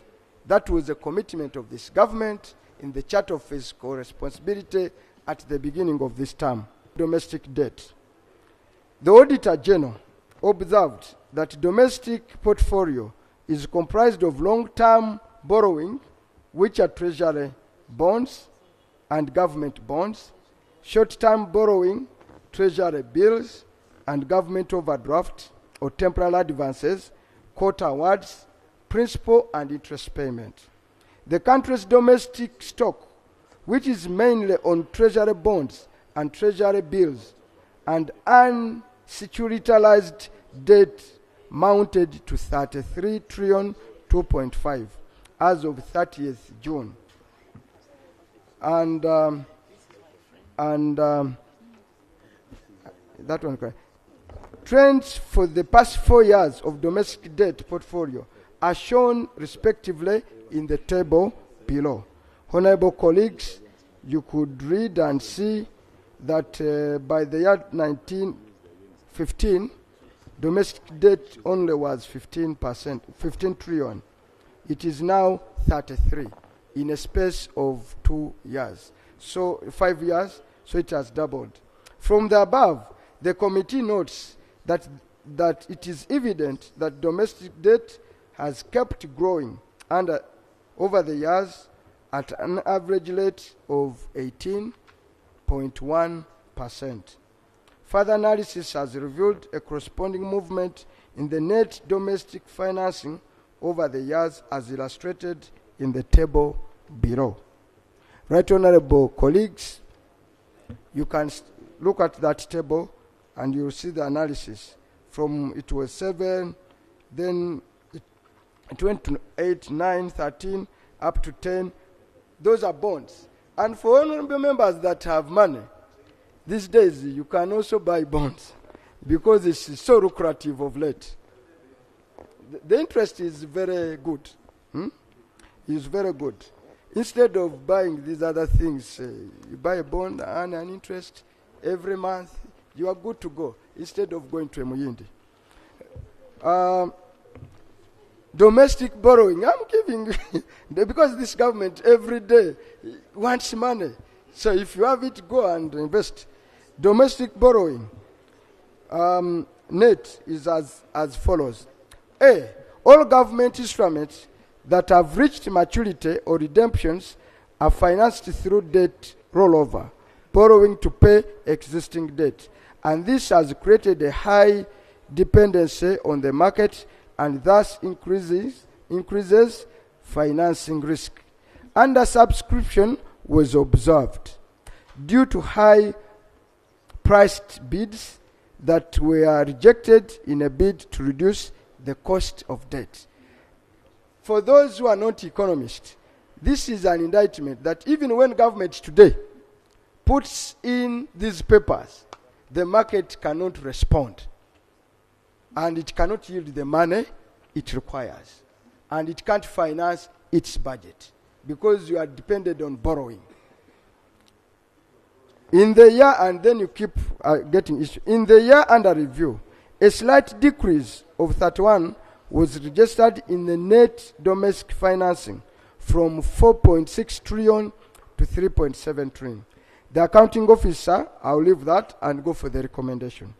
The committee recommends the government should consider initiating steps to reverse this trend of public debt and ensure fiscal budget discipline and promptly servicing portions of such domestic obligations, including interest.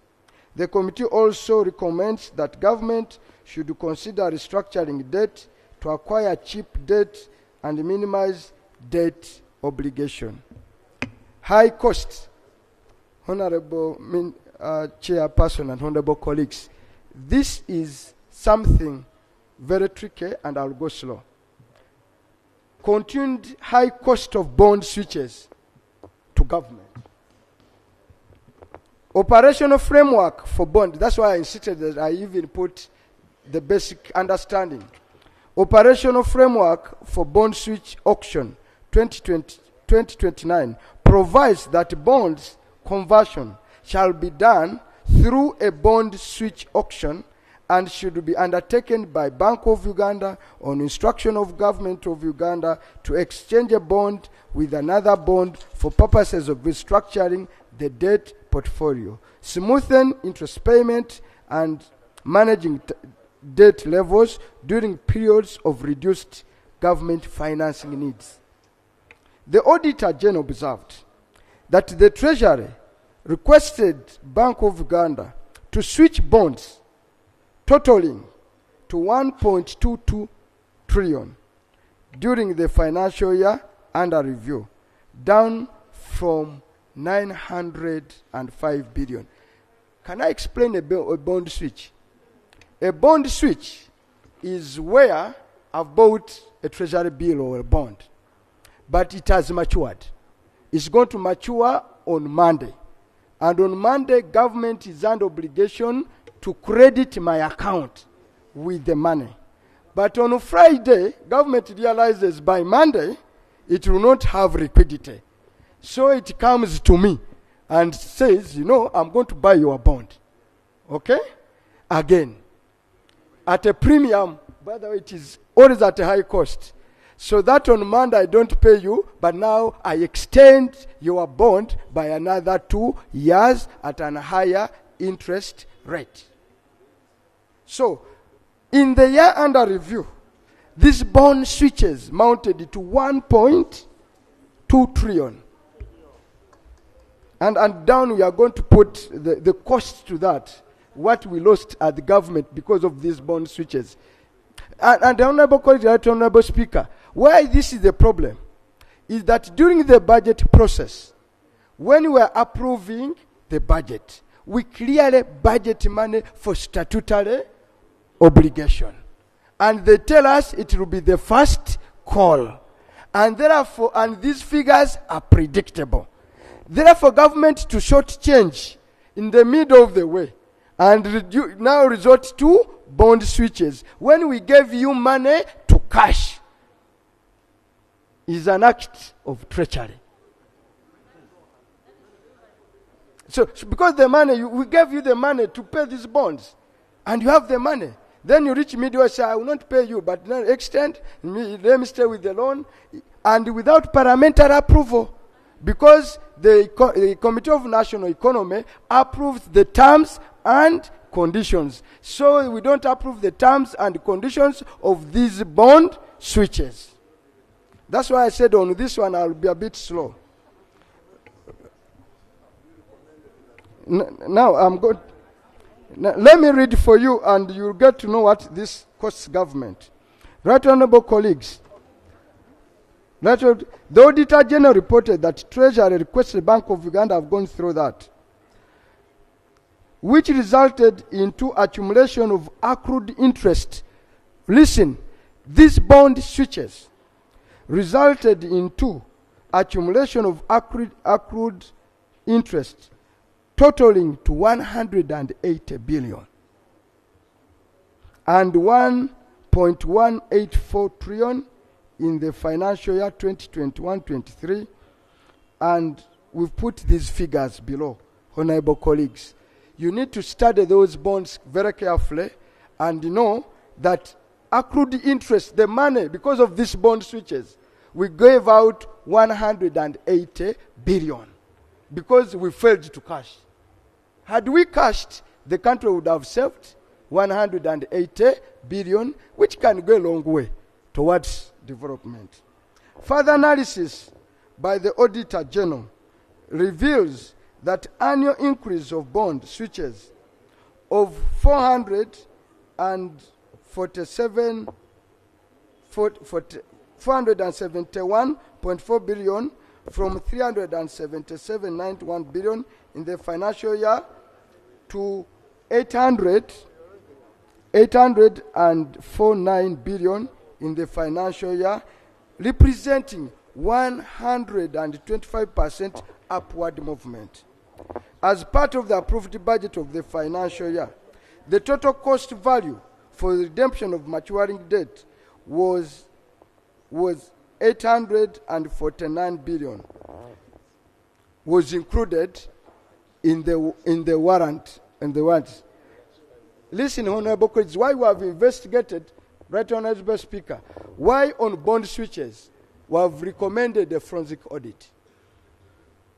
And this is why we've done so. In the bonds, the 849 billion, okay, which was a result of bond switch, this money had ideally been warranted. Therefore, how come this was happened? And the Auditor General didn't do a good job, but today I want to spare him because he did some commendable job. He just said there is a risk. The Auditor General just said there is risk of possible diversion of already appropriated funds. If the Auditor General tells that there is a risk, who should find out of the risk? He's paid, and he hires competent firms to give us this exact risk. It is on the basis of that we have recommended a forensic audit of all bond switches, because we are detecting a diversion and possible abuse of the bond switches.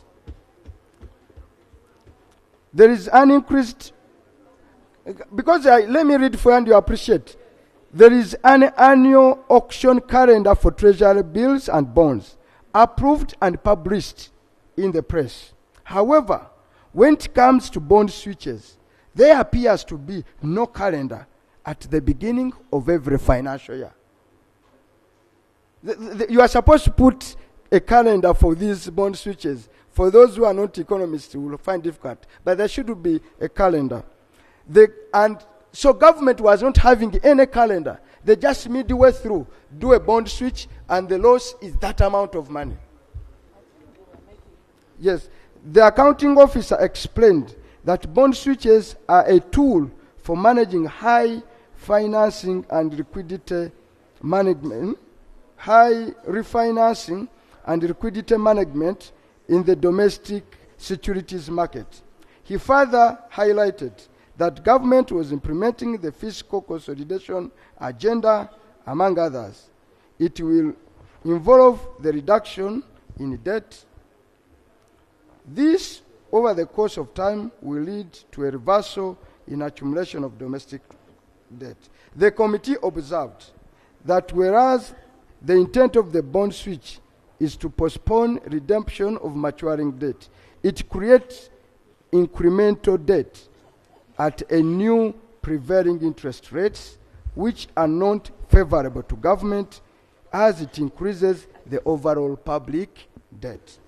The committee notes that long-term debt bonds typically have greater price sensitivity to changes in the prevailing interest rates relative to their short-term counterparts, and swapping away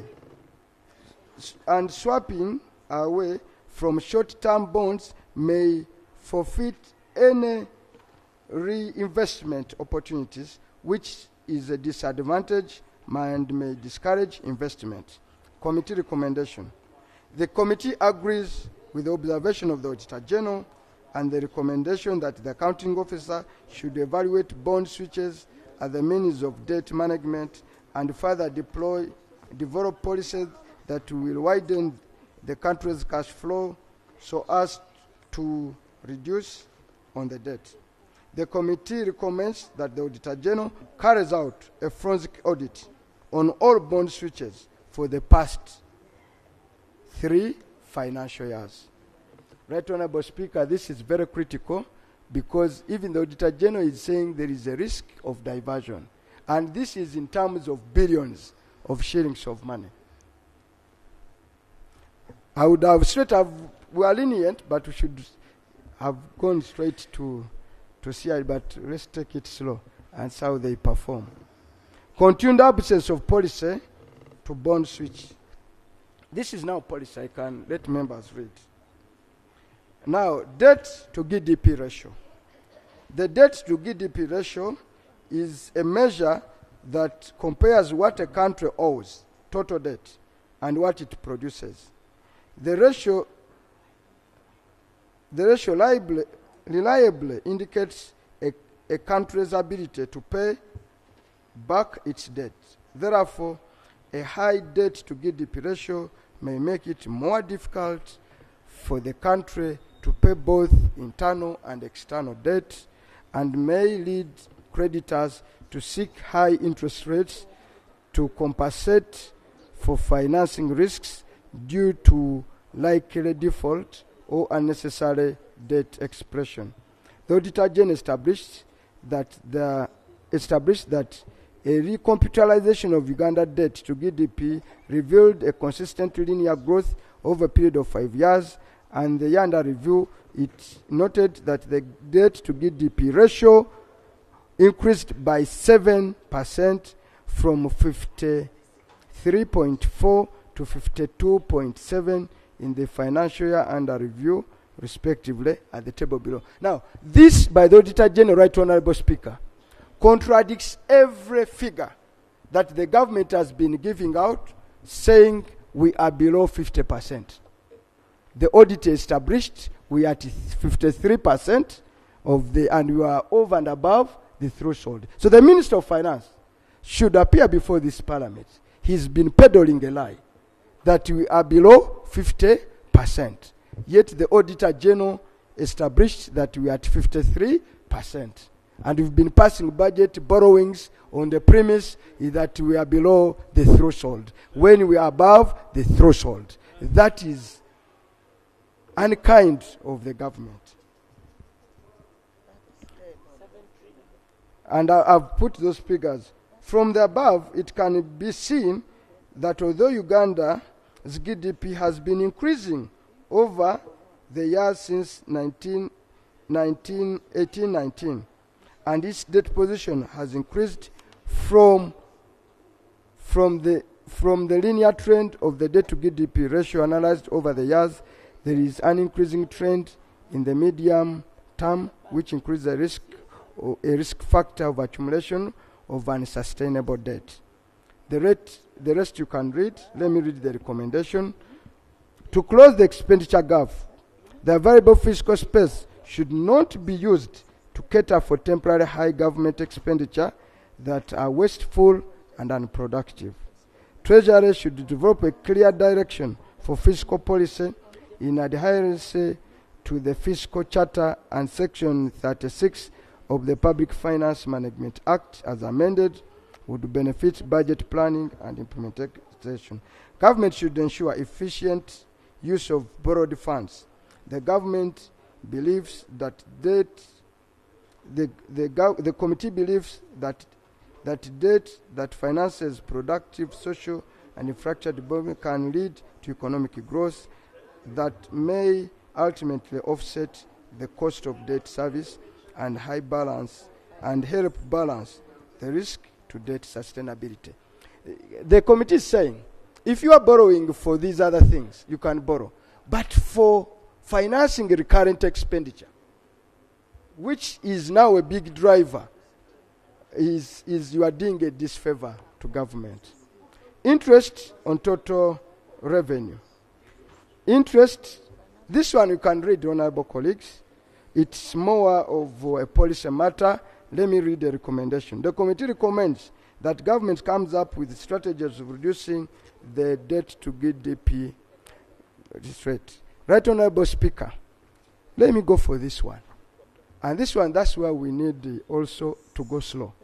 High penalty fees charged by Bank of Uganda due to failure to pay debt, which mounted to 405 billion. This were penalty that government, let me read. Let me read. The Auditor General noted that Bank of Uganda charged a total of 16.67 billion as bank charges in the financial year under review. Audit also noted that Bank of Uganda penalized government to a tune of 405 and 5.049 billion for failing to meet its contractual obligation for domestic debt that had matured in the year. Right honorable colleagues, do you know what this means? Bank of Uganda is a bank for government. When debtors come calling on our government, the bank of government clears on behalf of government. Under a memorandum of understanding, government is supposed to reimburse Bank of Uganda on a scheduled agreed period so that they can pay back, replenish their finances. Now, what happened in this financial year? Bank of Uganda paid on behalf of Uganda. Government of Uganda failed to reimburse, and it was penalized. The full impact of it is that we are slowly failing to meet our debt obligation. Even if a what? Yeah, yeah. So, the accounting officer, this is very serious, right, honorable colleagues. We lost, this is a loss. We lost 450 billion, 405 billion shillings, which Bank of Uganda penalized government for failure to meet its contractual obligation. Later on, right honorable Speaker, when we go to Treasury operations, I know now we now have established the standing balance with the Bank of Uganda, which is going to 6 trillion. It's alarming. And that's why the ministers need to come here. You are failing. It's because that's why Bank of Uganda this financial year had to come for capitalization, because government was not doing this duty. Okay. And I sit on the finance committee. My recommendation to the finance committee, we've not done a good job. And I can indict myself. Because we are in the Parliament of Uganda, the committee that ought to have done this is the finance committee. For it to come and we are discovering it at accountability level, it speaks to the way we are doing business in the finance committee, and I'm a member and I plead guilty. Right honorable colleagues, the committee recommends that government should honor its obligation with BOU to avoid unnecessary penalties to enable Bank of Uganda achieve its core mandate of monetary policy and further provide banking services to government without necessarily pushing for the country into unsustainable debt. Right honorable Speaker, I want to thank you. Without due to even partisan line, you provided this committee with accountants in this parliament. I'm not an accountant. That when we go to financials, they established all these misgivings. Yeah, and they did a very, very commendable job. I depended on them, and I beg you not to not to take them away. Right honorable Speaker, the next one, continued incurrence of high commitment fees. Right honorable colleagues, these things will get to you. According to the Auditor General, honorable members, please commitment listen. fees, continued incurrence of high commitment fees.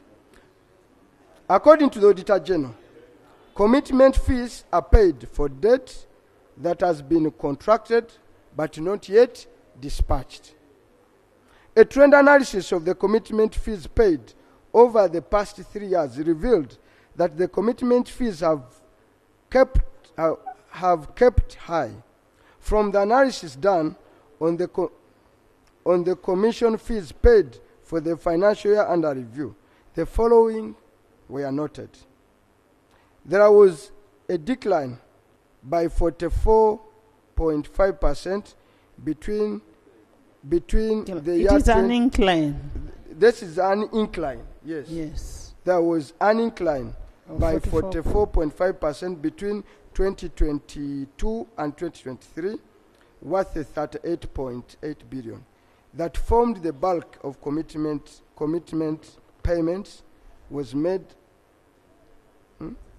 that formed the bulk of the commitment payments was a result of loan obtained for project support in the year under review. Most of the projects which incurred commitment fees over and above 3 billion in the financial year included the following: grid rural recertification, Opuyo, Moroto 132 kV and upgrade of Rwekuya Apak Rira Road under IDB loans. And we have put down in the table here. And remember, those projects are not completed. They are not completed. Right, and we paid a lot of commitment fees. Commitment fees. The project started late. Yes. Right Honorable Speaker, the audit noted that at the end of the financial year 2023, undispatched loans stood at 14.5 trillion. Right Honorable colleague, undispatched loan is money we borrowed. We should have utilized. We failed to utilize it. We are paying interest and commitment fee worth 14.5 trillion. It is seated on banks. Undisbursed loan is loan that has been committed. Yes. It has been you've asked for that loan. Yes. You've already paid. It is approved. Yes. But it has not been given to you. It has not been disbursed. Right Honorable Speaker, in the financial scheme of things, the money is already given to you, but you cannot consume it. It's like, undisbursed is like a bank saying, I have 10 million available for you to use. It remains there. You are not using it, and you are paying interest. So it amounts to 14.5 trillion. And where is this money coming from? Now, Right Honorable Speaker, in the audit report, yes, the banks and every other institution that where that money comes from is there. I want to get this right. Yes. I want to get this right. When a loan is given, you pay commitment fees as an acceptance. Yes. That this you've gotten this. There's acceptance fee, there's a commitment fee. Yes. Now, once you pay that, you have conditions that you must fulfill before a loan is disbursed to you as an institution. Now, in the process of disbursement of these loans, they can decide to disburse it by certificate or by what? In bits, in installments. Now, what I'm asking, is it the financial institutions that are giving us these loans? For instance, the one of Renkunye, say is coming from Standard Chartered. Is it Standard Chartered that has not yet disbursed? No. Okay, you want to assist? Yes. Thank you, Right Honorable. Right Honorable, these are funds from donors. We call them donors, but these are lenders. Mm-hmm. All procedures, all formalities have been met. The funds are available for spending, but we are not spending. We have money. not received it to spend. No. Right Honorable. Right Honorable. Everything, the financing agreement signed, everything is done. We are supposed to be spending the money, but it is on our side's readiness that is affecting it. Otherwise, the lender is with the money. Okay? And the reason, some of the reasons, Right Honorable, Excuse me. There is a difference between undisbursed and unutilized. What you're talking about is unutilized. Undisbursed is different. It would be from the financial institution or from the lender to you. But now, the money has been given to us, but we have not utilized it. So we are correcting the word. It is not undisbursed. I am speaking from experience of banking. Yeah, right, Speaker. I think we cannot. It is unutilized. Yeah. We are not utilizing the You are money. not utilizing the money. It's like all of us borrow. All of us go to banks to borrow. You sign all the borrowing and you meet all the conditions, and they say you have the money. The money is there. Is It the is money even there? put on your account. It's even put on your account. But you are not utilizing But you are it. not utilizing it. Yes. In the context of undispatched under these circumstances, that's what exactly they mean. So it is our failure to a tune of 14 trillion, for which you already as government, honorable colleagues, the lending institution, once it gives you the money, it starts to say, please pay me interest and other things. So we are paying and not utilizing. That's how absurd this trend Right, Honorable, you are very, very right. And what these lenders are saying, My teacher is correcting the word. we gave you the money, but you are not using the money. Yes. Otherwise, we would have given this money to other willing Willing borrowers. borrowers. So you must pay the commitment. You keep paying until you use the money.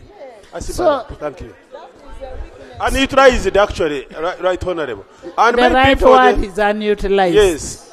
And right, Honorable, for the benefit of the House, in most cases what happens is that we borrow the money when actually we don't have the project design. Exactly. We've borrowed the money, and that's when we start designing the what? The project. And the money is lying idle.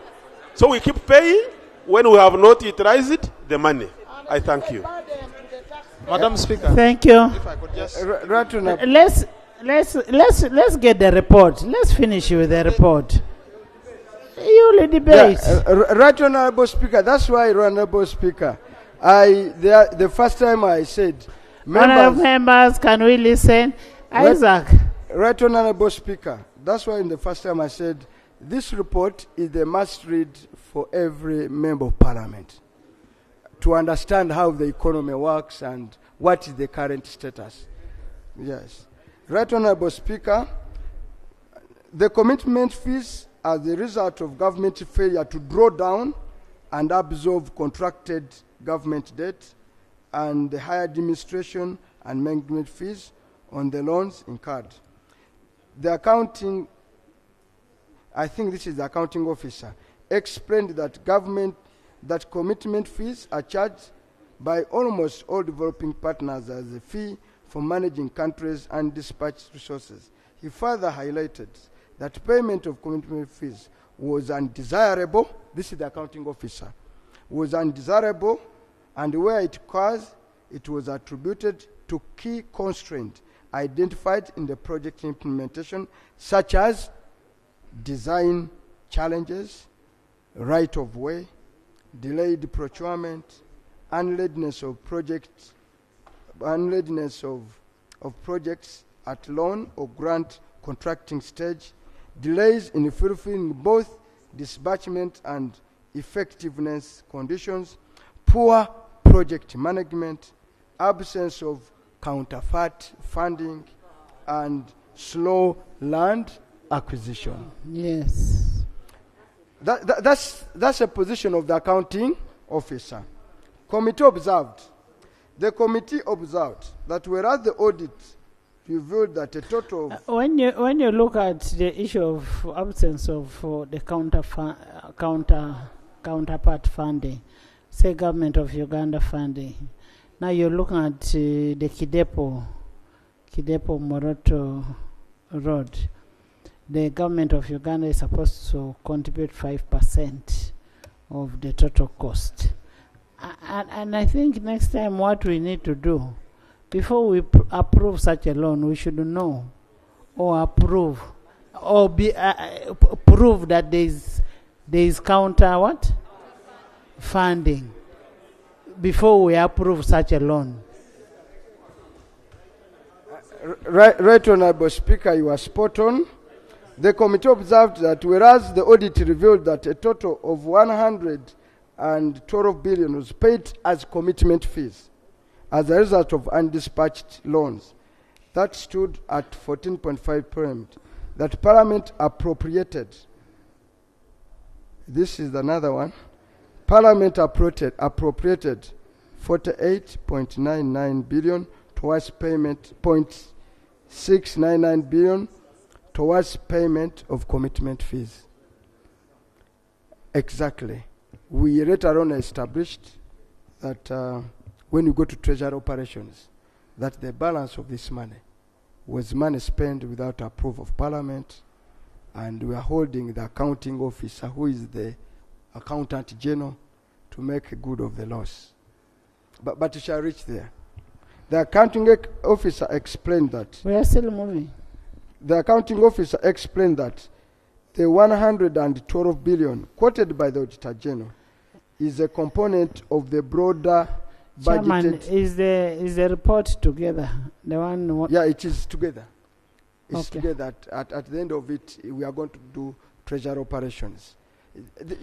When you read them together, you know what government does in the consolidated accounts, how it affects. Commissioner, you have a document to lay. Stop moving around like you're looking after cows. Right Honorable Speaker, the accounting office explained that a total of 112 billion quoted by the Auditor General is a component of the broader budgeted commission costs, which include both commitment and debt management fees, and therefore is not indicative of X expenditure. He noted further that for the fiscal year in question, commitment fees had a budget of 48.79 billion and 137 billion for debt management fees, bringing a combined expenditure of those expenses to 187.7 billion. The committee, however, disagrees with this assertion and notes that commitment fees and debt management fees should be treated separately, as they have different codes in their posting, i.e. 244002 for commitment fees and 244003 for debt management, respectively. Therefore, this cannot be categorized as part of the broader commission cost. The accounting officer, therefore, failed to explain the source of excess payment mounting to 68.3. Are you reading what I'm saying? Eh? Yes, the accountant general, therefore, failed to explain the source of the excess payment mounting to 63.319 billion. It's a glass of water. Recommendation. The committee agrees with the recommendation of the Auditor General that government should resolve all bottlenecks hindering the smooth implementation of projects or programs and activities, and as such, increase the loan to debt absorption rates. The Accountant General, being the custodian of the PF. First give the chair drinking water.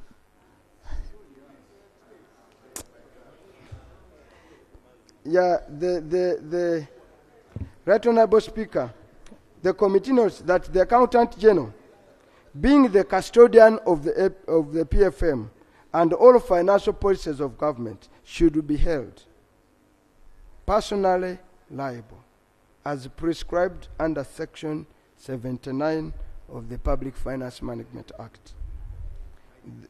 The committee recommends that the PFM should be amended to prescribe more punitive penalties for accounting officers who defy the law. So the Accountant General here, under this section, is personally liable. Review of loan agreement. Review of loan agreements. Review of interest rate swap agreement. The government of Uganda entered into a loan agreement with the Stanbic. Thank you. the government of Uganda entered into a loan agreement with the Stanbic and Standard Chartered Bank for facilitating the payment of a loan acquired for construction of Karuma Dam. The agreement would make available to government a fixed rate in regards to foreign exchange. This would ensure that the government could ably plan and make a budget for the payment of the loan. These agreements were to run from the financial year 2018-19 across the duration of the contract, which was 7 years. Audit noted that over the 7-year period to the year under review, government has made payments. This is in millions of dollars. $36 million, 0.408153 into a return amount of US dollars, not that, of 2.579677. I don't know whether you get what we mean. Can I explain? Is that we've paid $36 million to a return amount of 2.589. And these figures are explained. Let me read and explain. The accounting officer explained that going forward, government would train, this is the position of accounting officer, would train officers to ensure that this subject is well understood and the best hedging options are used in derivative transactions. Honorable colleagues, this is something. The committee observed that under the current circumstances, there is a possibility the government may make a financial loss by the end of the swap period. What happened to the Karuma agreement? Let me explain this Karuma agreement. Is that we had, when we borrowed, the terms, interest would depend on the market. Now, a businessman somewhere said, I want to caution government of Uganda. So I'm going to buy this loan at a fixed rate. So that government cannot be subject to the volatility of the market at a few, and it would take the risk that when the volatility comes, it's him that pays. Okay? So it's edging. Now, the result of this is that where government was supposed to pay 36, a return amount on the edging is a bit complicated, the return amount of 2. So the $2.5 million on 36 under this arrangement could be lost along the way. That's why, Right Honorable Speaker, that's the edging. But government to subject, you had an agreement under Karuma, is that this money we will pay the bank that lend us money as interest vary. Then there is this other man with the money who came and told the government of Uganda, come on, me I can buy this loan, okay? And I will bear the burden at an interest. And this is what happened. Therefore, Right Honorable Speaker, there is a possibility along the way. And government is saying they don't even have staff trained in edging. But yet you are edging. You are this kind of economics. So the committee recommends the following. The committee agrees with the Auditor General's observation and recommends that government should review and assess the risks and benefits of continuity with the swap arrangement for the remaining duration. Because there is a remaining duration, which we haven't catered for. But we risk losing a huge amount of money under this arrangement. And thank you, Senior. Senior, I'm just seeking clarification from your report whether you are privy to that businessman. The businessman, we are not. And Right Honorable Speaker, I remember the committee, this is a tricky subject. The committee invited the PSST. The committee also, for this matter, invited Bank of Uganda. Bank of Uganda appeared, like it was up to appear at 10. One officer turned up and said, others are coming. You know, when you're talking about issues of loans, there is a fiduciary relationship.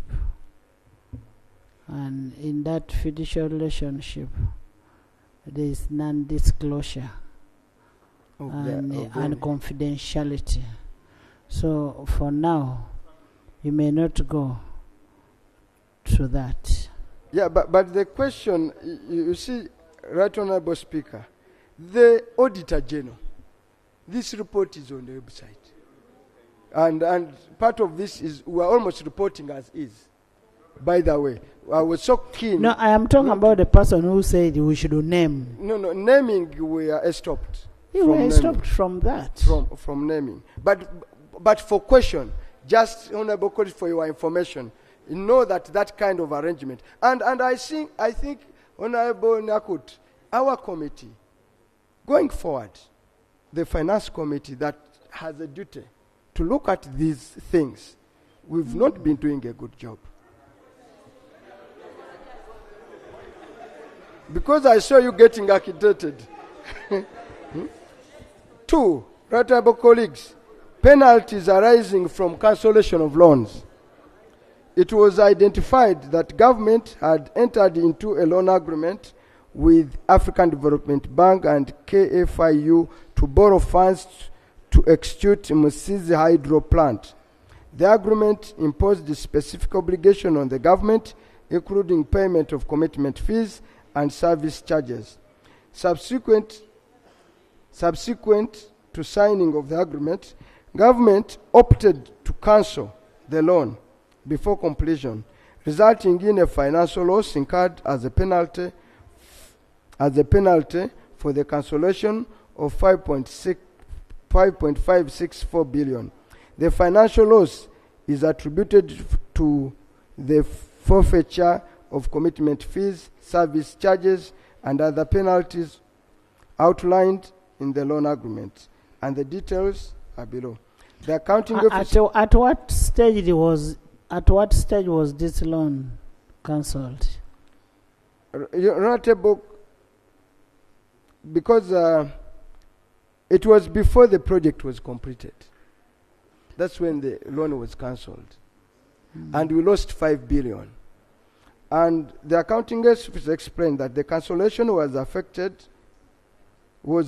to pave way for design of other projects to benefit from the funding availed by the two partners, and further clarified that management would continue to prioritize concessional loans over commercial loans in line with the public debt management framework.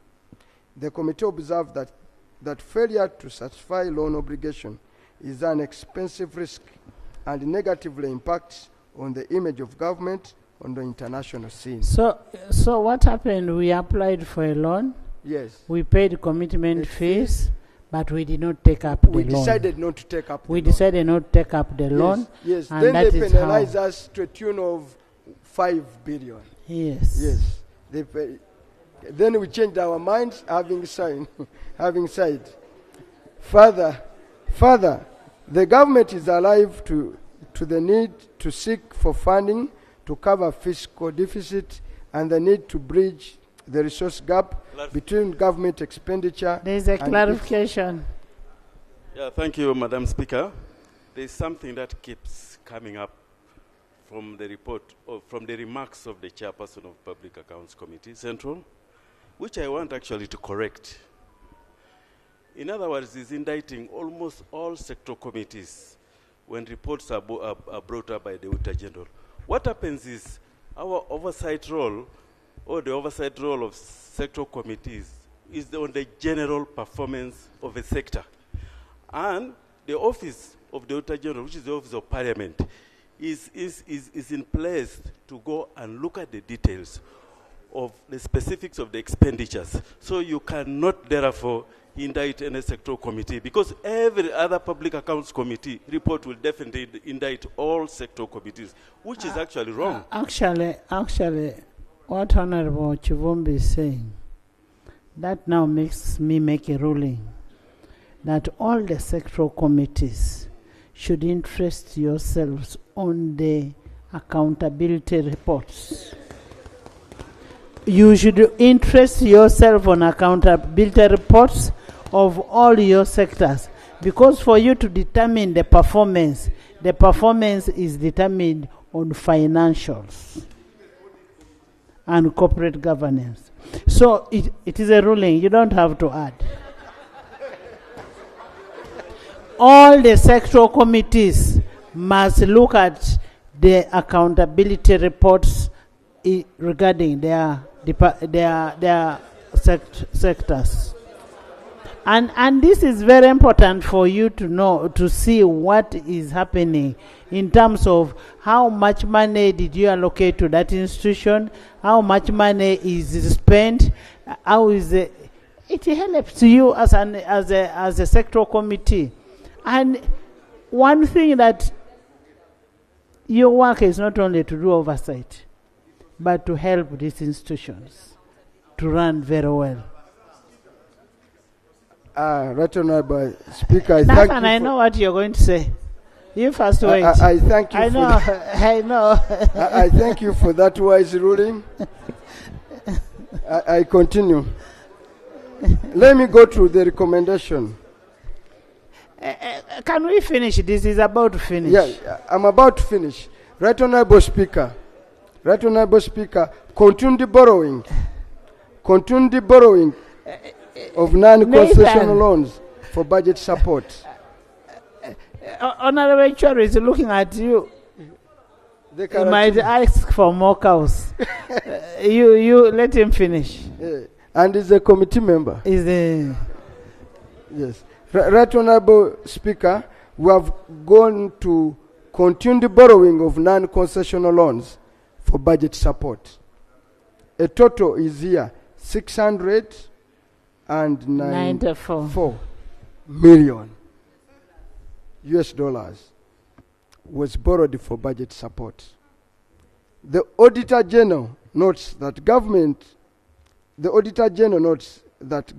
Public Debt Management Framework 2018-2023 provides that issuance of high non-concessional and commercial borrowing, such as Eurobond, will only be to finance projects that do not only provide high economic returns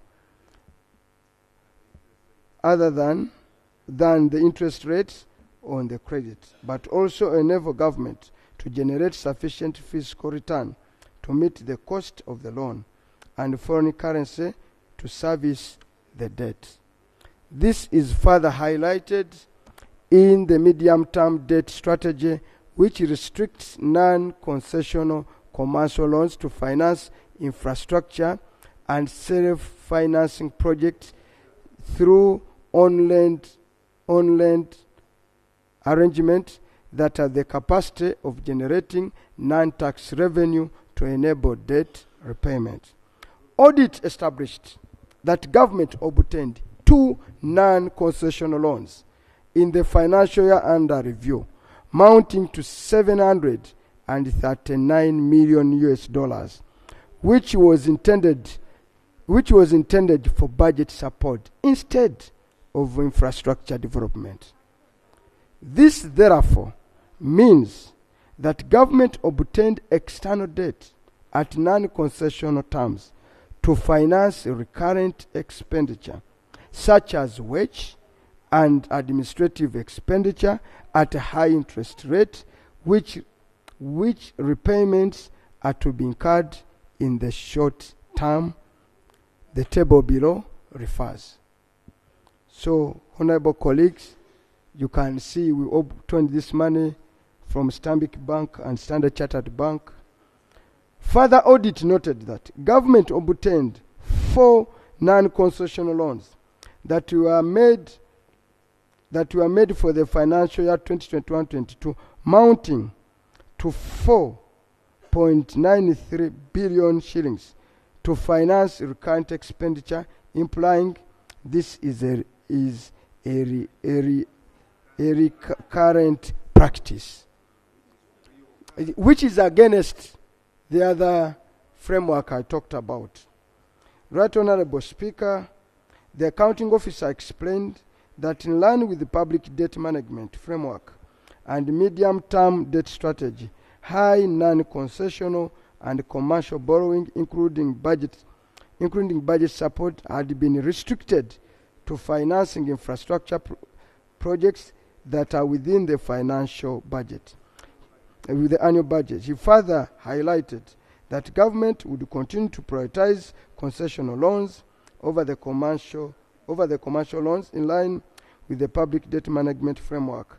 The committee observed that non-compliance with the public debt management framework as a debt control mechanism exposes the government to unsustainable debt levels, resulting into high costs of debt from commercial loans as opposed to concessional loans.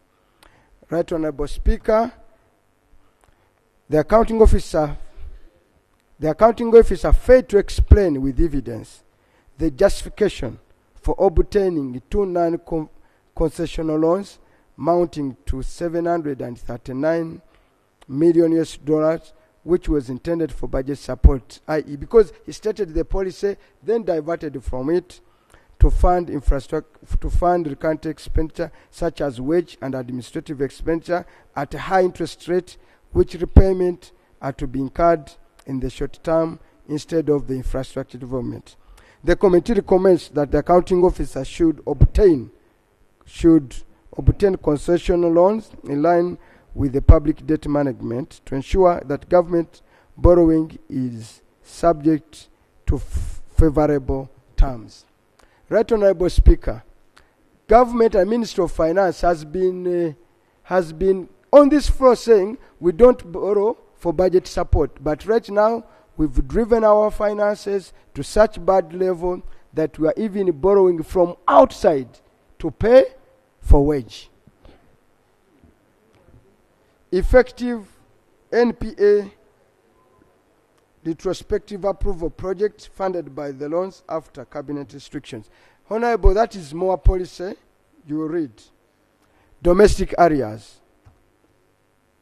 Right Honorable Speaker, the committee is concerned that the trend of domestic arrears has continued to escalate at an average of 16% in the last financial year.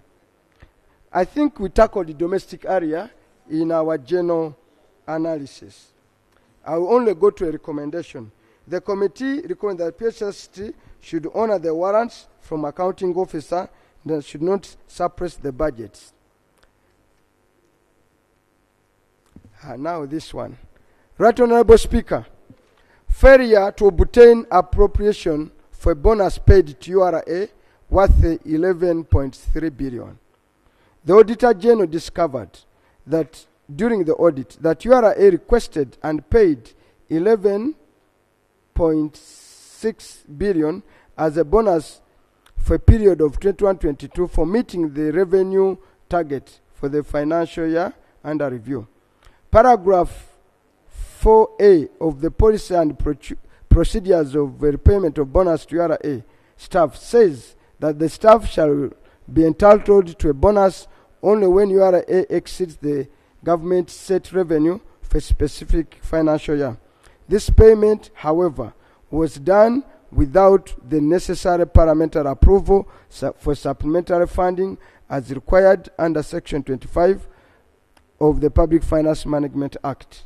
Right Honorable Speaker, this URA bonus is lawful. Yes. Under the agreement, we need to be very clear on where we are faulting the URA. Treasury. When URA meets its target for a revenue under the agreement they made with the government, they're entitled to a bonus. This year they were entitled to a bonus worth 11 billion because they corrected revenues over and above what was set for them. But their problem Their problem is that, let me read. Let me first see my guests off. In the public gallery this afternoon, we have pupils and teachers from Ntala Primary School, from Budiope West. You're most welcome. Thank you so much for coming and smartly dressed. They are represented by Honorable Choto Ibrahim. Honorable Choto has just been here. He's around. And Honorable Nakato Mary Annette. Honorable Nakato is also around. You're most welcome and thank you so much for coming. Thank you. Right Honorable Speaker, the problem here is that this money was not budgeted for. Okay. On the bonus, I see originally the figure is 11.63 billion, but what the minister permitted them to retain is 14.676 billion. I need clarification on the change of the figures. When URA requested for 11.6 billion as bonus, but the minister permitted them to retain 14.6.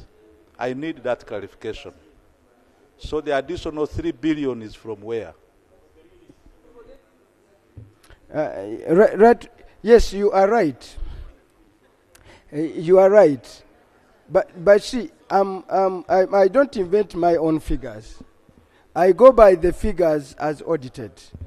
The Auditor General noted that the bonus was for 11.6. The Minister of Finance authorized them to retain 14 billion. All of it was not for bonus. But subject, the minister was very clear, subject to seeking parliamentary approval through a supplementary budget. Yes, the minister was supposed. So for the URA acted lawfully. They got the money, they did the needful, the minister authorized them, but you see, under the law, a supplementary budget request is initiated by the user agency. Yeah, in a request. The end user. The end user.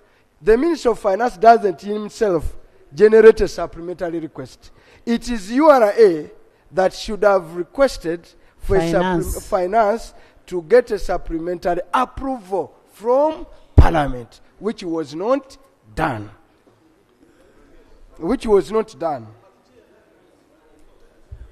Chair, that doesn't answer my question.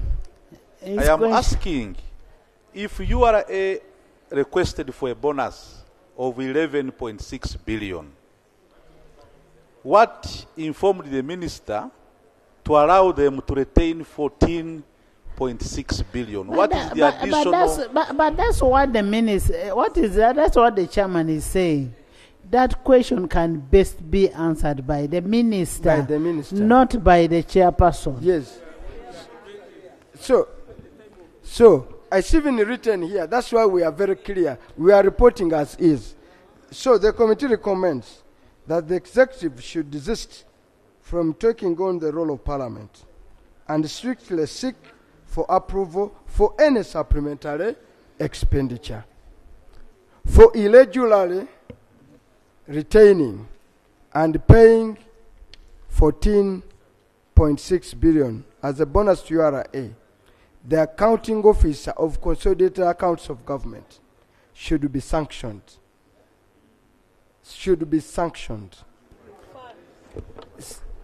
One, severity of which can be decided by the House. Sanctioned? Accounting office of where? Of the consolidated account. Okay. Of consolidated account. Who is them, who is the Minister of Finance, should be, we are saying the severity of what you can sanction should be done by Parliament. This is to deter him from further acting in contempt of the House. So we want the Minister of Finance for to decide what to deal with him, not to take over the role of finance, because he okayed it. He said pay and didn't, there was no approval from Parliament. So we are saying the Minister of Finance should be held accountable. Counting officer. Right, honorable colleagues, the next item, absence of the national research agenda. That one is more policy. You can read. Let me go to Treasury. Operations is small. It's another vote. That is vote 130. I've dealt with the vote of consolidated account. Treasury operation. Treasury operation is a statutory vote mandated to handle the operations of public debt with reference to creating and maintaining a high quality and updated database of government debt portfolio, timely debt recording, reporting, disbursement, requisition of external resources, and debt service.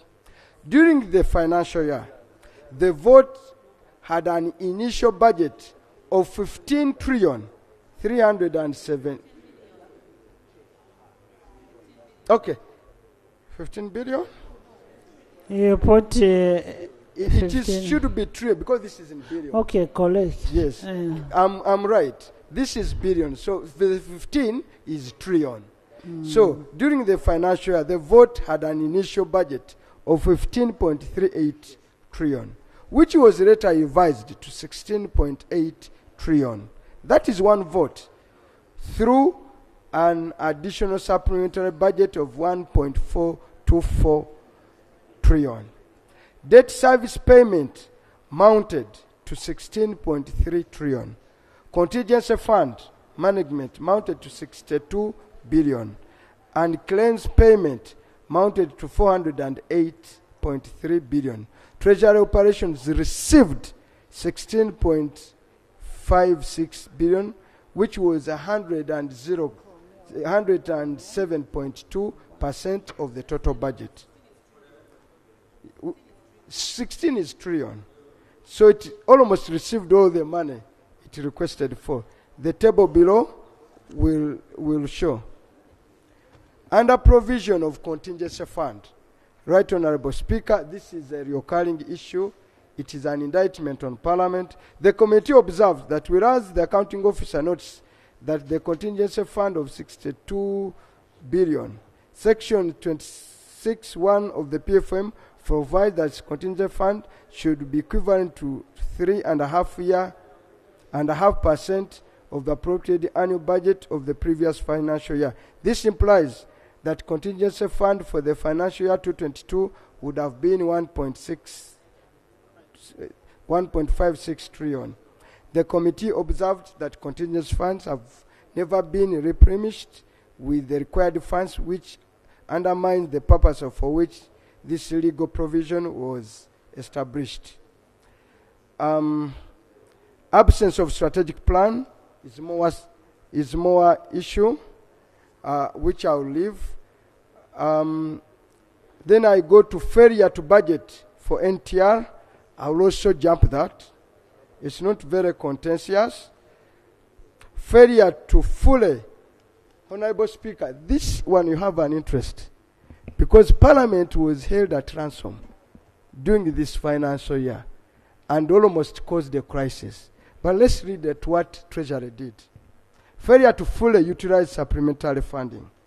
The Auditor General noted that out of a supplementary funding of 1.426 billion realized during the financial year, Treasury did not utilize funds to a tune of 777 billion as detailed in the figure below. You remember this because I was in the budget committee. I know the history.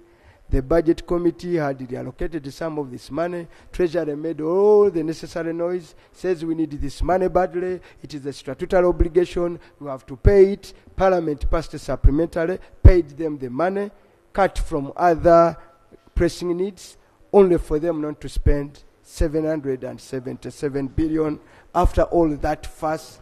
And what we reverse was 750.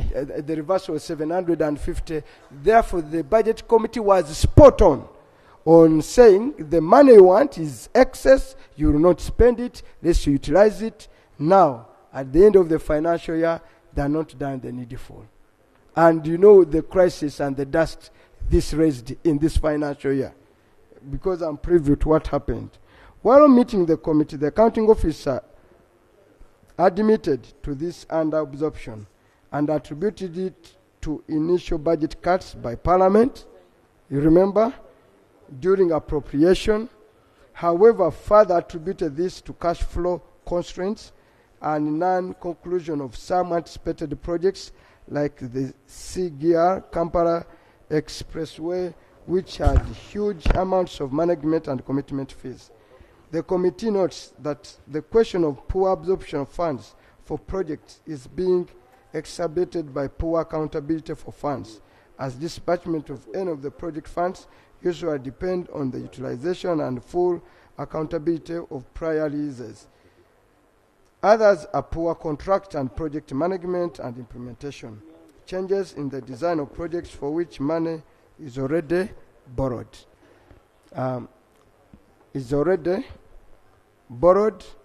Commitment to multiple projects and lack of capacity within government to implement some of the projects, hence rendering them white elephants projects.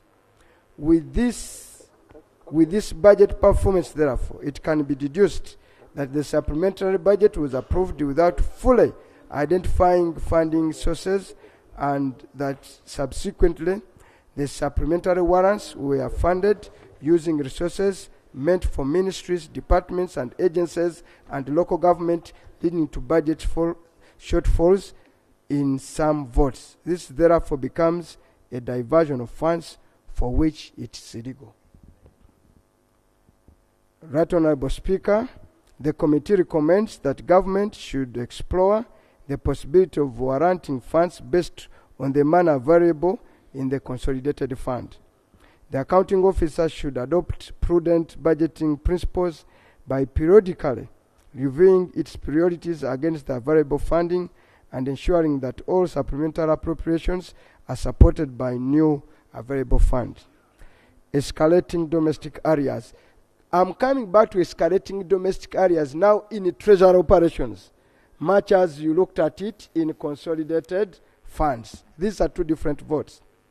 The Auditor General carried out a trend analysis of the domestic area stock, which revealed an upward movement of areas from 4.5 trillion in the financial year to 16 trillion, 6.4 trillion in the year 2022. This is an increase of 34 from the last year's position. The accounting officer attributed. Here we found a contradiction, honorable colleagues. Remember, we said domestic areas were 10 in a consolidated what? Account. But when you came to treasury, because not everything was being paid for under treasury. So members should not find, say, the other time you said 10. Not all domestic areas are under treasury operations. These are the ones under treasury relate to debt payment. So they were that much. The committee notes that even though the government has made annual budget provisions to pay arrears, the stock continues to rise. In fact, the total debt stock as of June stood at $23.7 billion compared to 21 billion in December of 22. This money is in dollars. In the next financial year, government has allocated 217 billion to clear domestic areas, which are its obligations towards local contractors who supply goods and services to government departments and agencies. The escalation in the areas stock signifies lack of fiscal discipline. That one we have tackled.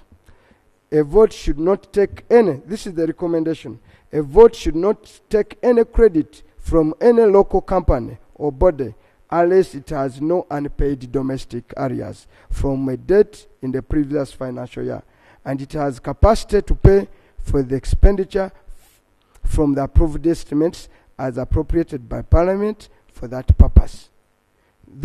We are stating a law in this principle. That's what, so accounting officers who go out of their way, when they have not paid the debt for the previous year and continue to pay, they are against that law. Right Honorable Speaker, Lubowa. Okay, let me read the recommendation under that one before I go to Lubowa. The committee recommends, therefore, that the accounting officer verifies the stock of domestic arrears, allocate resources within the period of 3 months of adoption of this report, and clears all the arrears on the first in, first out basis. Right Honorable Speaker. Yeah, this is very critical. Because while you have all these domestic arrears, we are realizing that the accountant general can cherry pick. Okay? Say for you, you can be paid. You find those that have debt for this year are paid, while those ones. So we are saying the principle should be first in, first out. That will enable a smooth flow on payment. Going forward, accounting officers who obtain accumulative arrears should be subject to sanctions as envisaged under Section 79 and 80 of PFM. Sector committees of Parliament should pay more attention while scrutinize the budgets of MDAs within their purview to ensure domestic areas are recognized and budgeted for in the expenditure framework. Thank you. So, because as you bring the budget committees, please ensure that these domestic areas are paid for. Lubowa International Hospital. The government of Uganda contracted... By the way, Lubowa International Hospital is going to surprise all of you.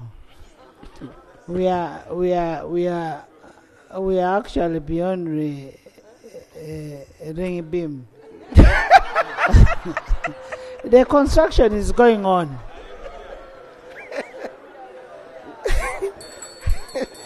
By the way, there is a report. The construction is moving on. And I'm telling you this. It's going to surprise you. Honorable Speaker, can I read the report? The government of Uganda contracted Finis Construction PSVMS Limited through Project Works Investment Agreement in May to Dr. Kefa has something. To undertake the design. Dr. Kefa. I just wanted to mention that actually it has been repeated over and over again that Parliament has not been allowed to visit Lubowa. But for me, I visited it. And I'm sure Honorable Mwanga Chivumbi knows it, that the Committee of Finance visited Lubowa. And there are a number of members who are here, including the opposition, who visited Lubowa. Yes. And actually we found men there Doctor, working. thank you for the clarification. And I am telling you, Honorable, I am going to go with the lob to visit Lubowa.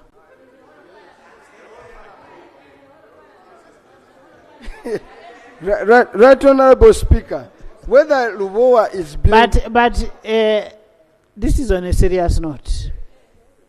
Another contractor was got. And the construction is going on. This one I must tell you.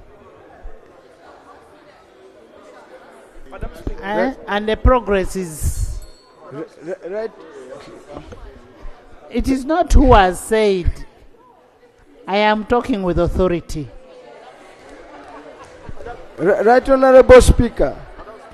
Right at the Yes, yes, go ahead. Can you summarize? Right, Honorable Speaker, on Lubowa, let me say it. Let me go to. Consequently, government signed a promissory note purchase agreement in December 2018 with the Ministry 2018 with the Ministry of Health as the implementing agency, Africa Export-Import Bank, Trade and Development Bank, TDB, Barclays Bank Limited, among others, to fund the project to a tune of US dollars 379 million.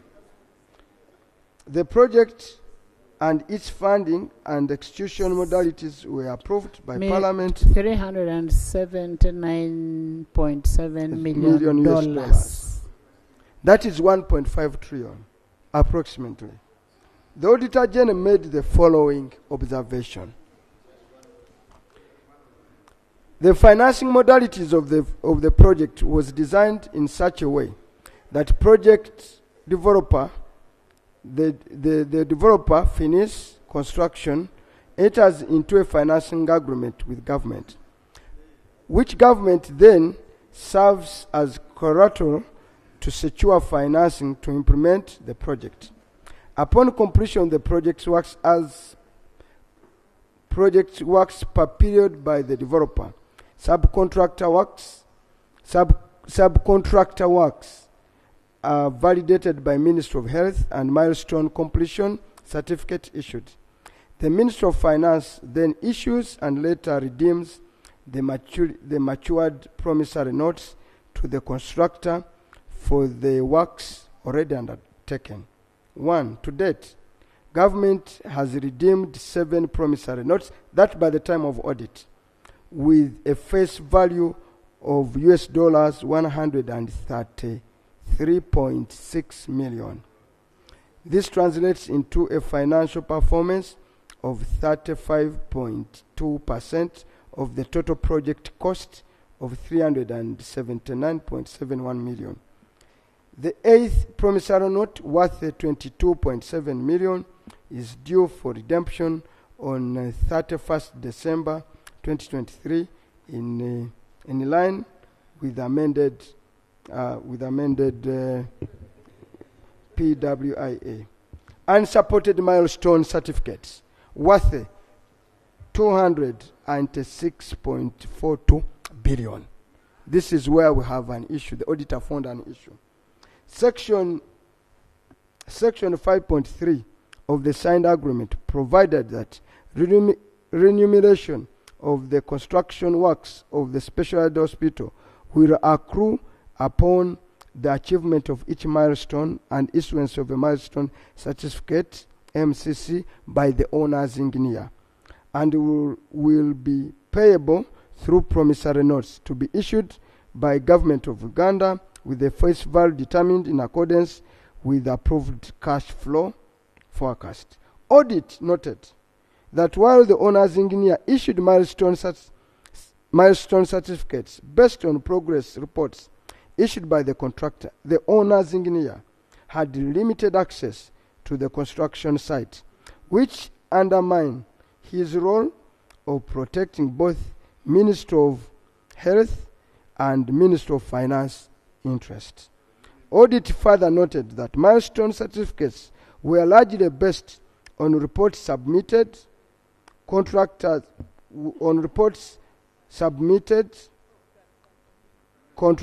engineers consultation fees, and not on physical works completed. A total of 7 promissory notes worth 100 have been paid by Treasury to note financer. However, the Auditor General reported that the owner's engineer had certified only 23% of the completed works, valued at US dollars 357.4700 million, causing a possible, this is honorable colleagues, where there is a crack, causing a possible overpayment of $76 million, approximately $286 billion as an overpayment. The committee shares the fears of the Auditor General that the method adopted by government of Uganda of providing promissory notes based on milestone completions issued by the owner's engineer, who does not have complete access to the construction site, may lead to payment of no works done or an overpayment. While meeting the committee, the accounting officer explained that all payments were supported by certificate of owners, engineers, and government duty was to honor the promissory note that had due dates, binding him to redeem without fail. The committee notes that government did not do proper due diligence on the agreement and the project as a whole, which has led to doubts on the payment made vis-à-vis the amount of works done. Despite asking for documents relied upon to make payment, the committee was only availed copies of promissory notes and not the milestone completion certificates, upon which Accountant General relied on to honor the promissory note. The committee could not ascertain the extent of works at the site, as its numerous attempts to visit were frustrated by project developer, and therefore cannot ascertain if there are any works being carried out at the site. This is therefore a ghost enterprise, and the possibility of Ugandans losing money under this project. Honorable Chivumbi, there was a correction from Dr. Kefa that the numerous stoppage of members from going to the site, and he says you visited the Committee of Finance visited the site. So that shouldn't be. No. What we need to do is to query the amounts, the variances, but you see, one thing is, when the chairperson of a committee is getting out of parliament, we'll always write to the speaker to ask for permission. I never got a letter from you asking for permission to go to Bulovoa.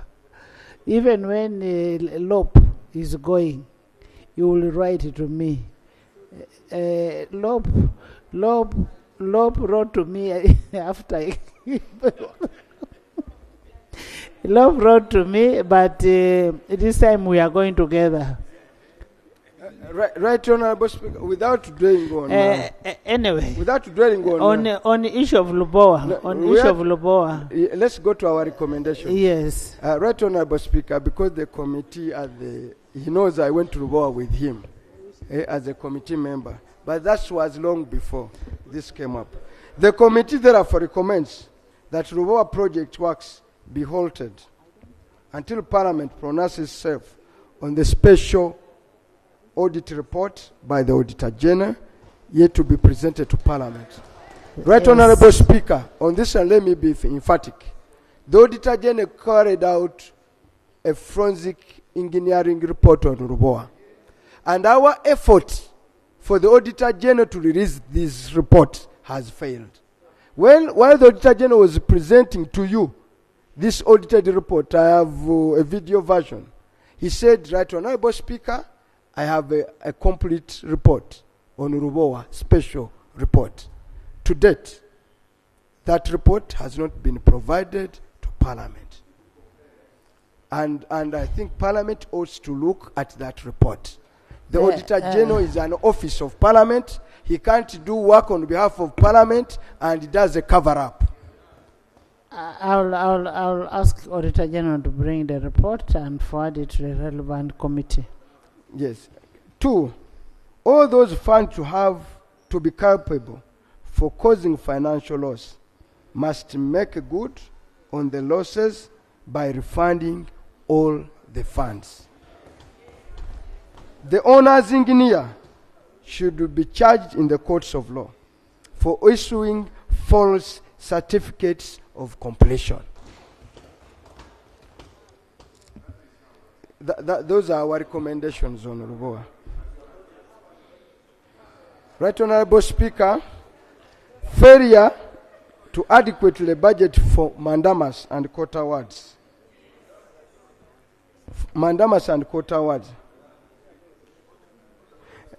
Right Honorable Speaker, this one I better read because the Accountant General is at fault.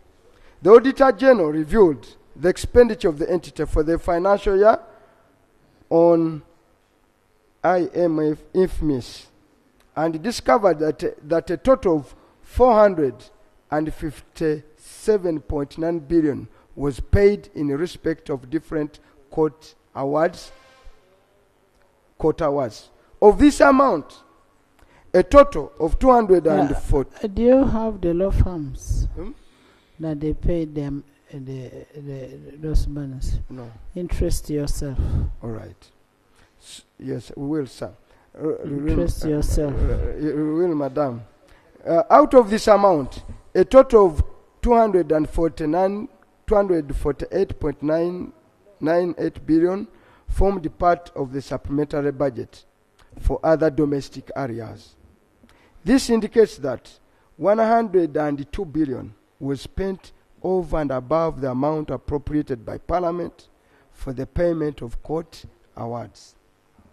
Worth to note is that at the beginning of the financial year 2023, the bookstore balance of court awards and compensation stood at 1.473 trillion. However, a review of the budget appropriation for the financial year revealed that 106 billion was approved for payment of court awards and compensation, and 106.6 billion was warranted. The committee notes that while the accounting officers noted this anomaly during the audit process by explaining that during the financial year, 320 billion was appropriated to cater for the court awards, and a supplementary budget of 88 billion provided to cater for other domestic areas. He refuted the findings of the Auditor General during the interface with the committee.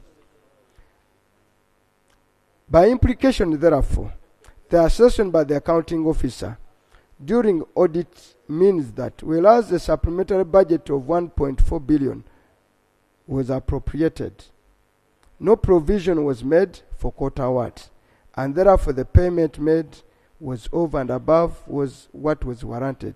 This, therefore, a diversion for funds for which the accounting officer was not authorized to carry out.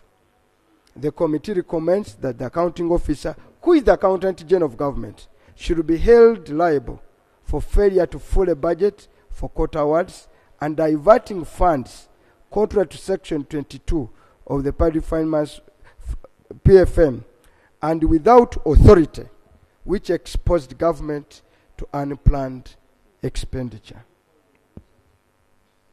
Right Honorable colleagues, observation on the financial statements of Vote 130. This is the work done by the accountants I talked about. The entity's statement of appropriation reported an actual expenditure of 144 billion, while the cash flow statement indicates a figure of 14.99, hence a variance of 129.33. This could not be justified by the accounting officer to the satisfaction of the committee. Further, the statement of financial performance reports an expenditure of 16 billion on goods and services, which gives a variation of 1 billion 668 million as indicated in the statement of outstanding commitments. The committee notes that the entity spent over and above what was appropriated, hence committing government to arrears. Grants and other transfers to other organizations. A statement of appropriation reported on actual performance of 0, meaning there were no funds appropriated to grants and other transfers, under this entity. Whereas the cash flow statement indicates an expenditure of 3 billion, is this 3 billion? 3 trillion, 3 trillion.945, which is as well reported in the entity's statement of financial performance. The accounting officer could not explain the source of money used, yet none was appropriated by Parliament. And as per the amount of outstanding commitment, only 2.9090 is reported for transfer to other organizations. Other expenses, redemptions, external stamp and domestic.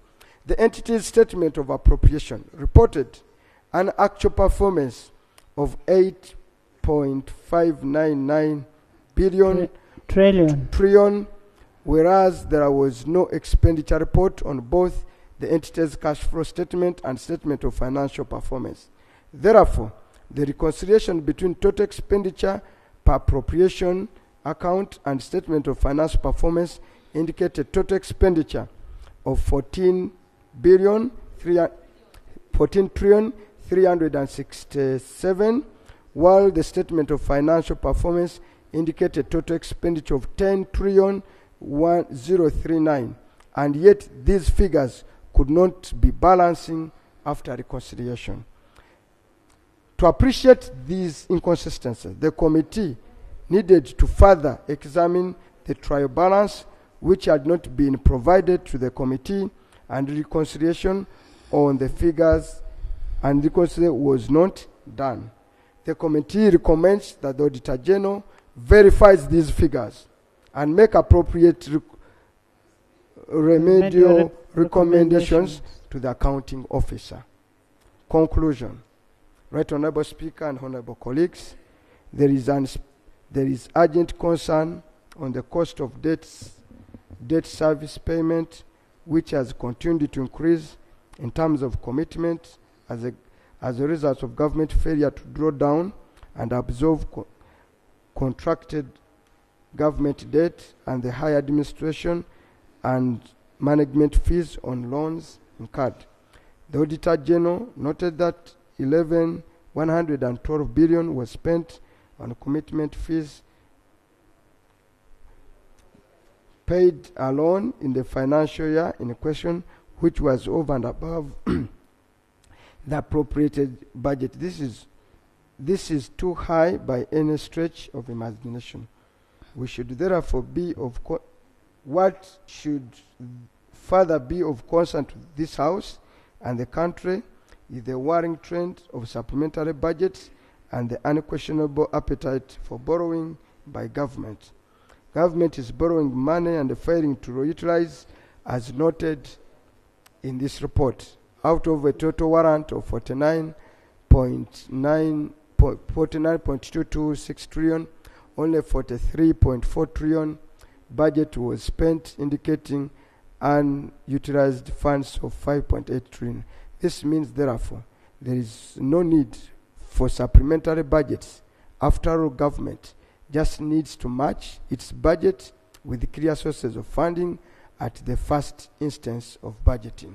It is therefore my prayer and that of the committee that this report is recommended and adopted by this House.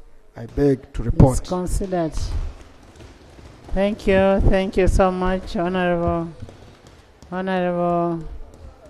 Government. We said we cannot discuss this report because we don't have a Minister of Finance in the House. And since it is a technical kind of report, we want figures. When you talk about figures, you must have a response with the figures. So my suggestion is we send... The first time that this watchdog committee is presenting a report on the audit conducted on our consolidated fund. So as a parliament, we want to commend you, Right Honourable Speaker, and the committee for exercising that oversight. Two, I also wish to, in a very special way, because I know the Auditor General is an employee of government. He is an employee of government. Parliament is part of the three arms of government. Now, the Auditor General, we all know, provides the raw material upon which the committee anchors its report. So that implies that officer of government, that employee of government who provides the raw material also deserves to be saluted by this House. Because the Auditor General provides the financial checks and balances, including assurances. Right Honorable Speaker, subject to your guidance, I know matters of figures, if you remove 1 0 or add 1 0, the implication is enormous. And we do not want to attempt to respond to this report. I therefore pray on behalf of the front bench that you give the Ministry of Finance, Planning and Economic Development 21 working days. That translates to 3 weeks for purposes of the ministry compiling a comprehensive rebuttal or responses to the issues raised in order for us to be in agreement. I beg to request, Right Honorable Speaker, subject to your guidance. Thank you. Thank you. Thank you so much. Honorable members, we are going for budget framework paper. And before we go for the budget framework paper, we need to understand what we have been having. And by the 21 days, we would already be there in the budget framework paper. So, I expect the Minister of Finance to bring a response to this House on 24th. On 24th of October 2024.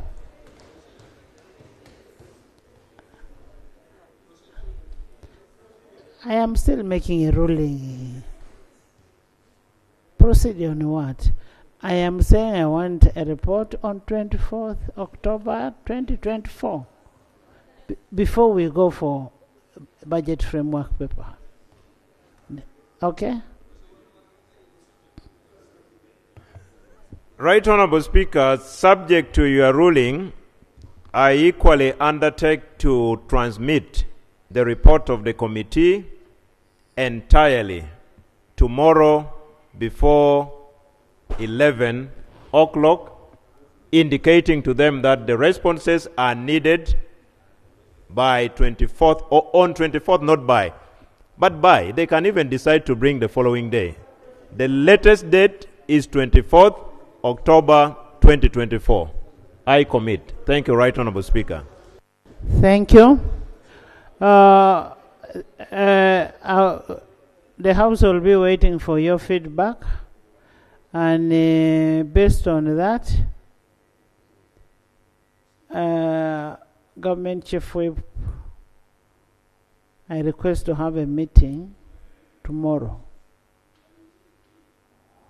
I want to have a meeting tomorrow with the Prime Minister, your good self, Attorney General, Public Service, Agriculture, Minister, Minister of Works, Minister of ICT, Minister of Constitutional Affairs, Finance, Minister of Water and Environment, and all the chairpersons and vice chairpersons of RAPEX bills at 11 in the conference hall. That's number one. Number two, Professor, these chairpersons of sectoral committees don't attend the house. And they wanted the leadership. They wanted leadership badly. I want the list. Professor is my whip. I give him to. I want a list of members who attend, the chairs who attend the house. Okay? I need a list of the chairs who attend the house. At least I'm happy my chair is there of Bukedea. Honorable member, Baka is also there, defense is there, ICT, innovation and finance, and HIV, equal opportunities. Dr. Chut, honorable members, I really want to thank the committee of Park Central for a very, very elaborate, good report. I'm impressed. I am impressed. All we wait for is a response, and we will debate on that report exhaustively. I now adjourn the House to 2 tomorrow.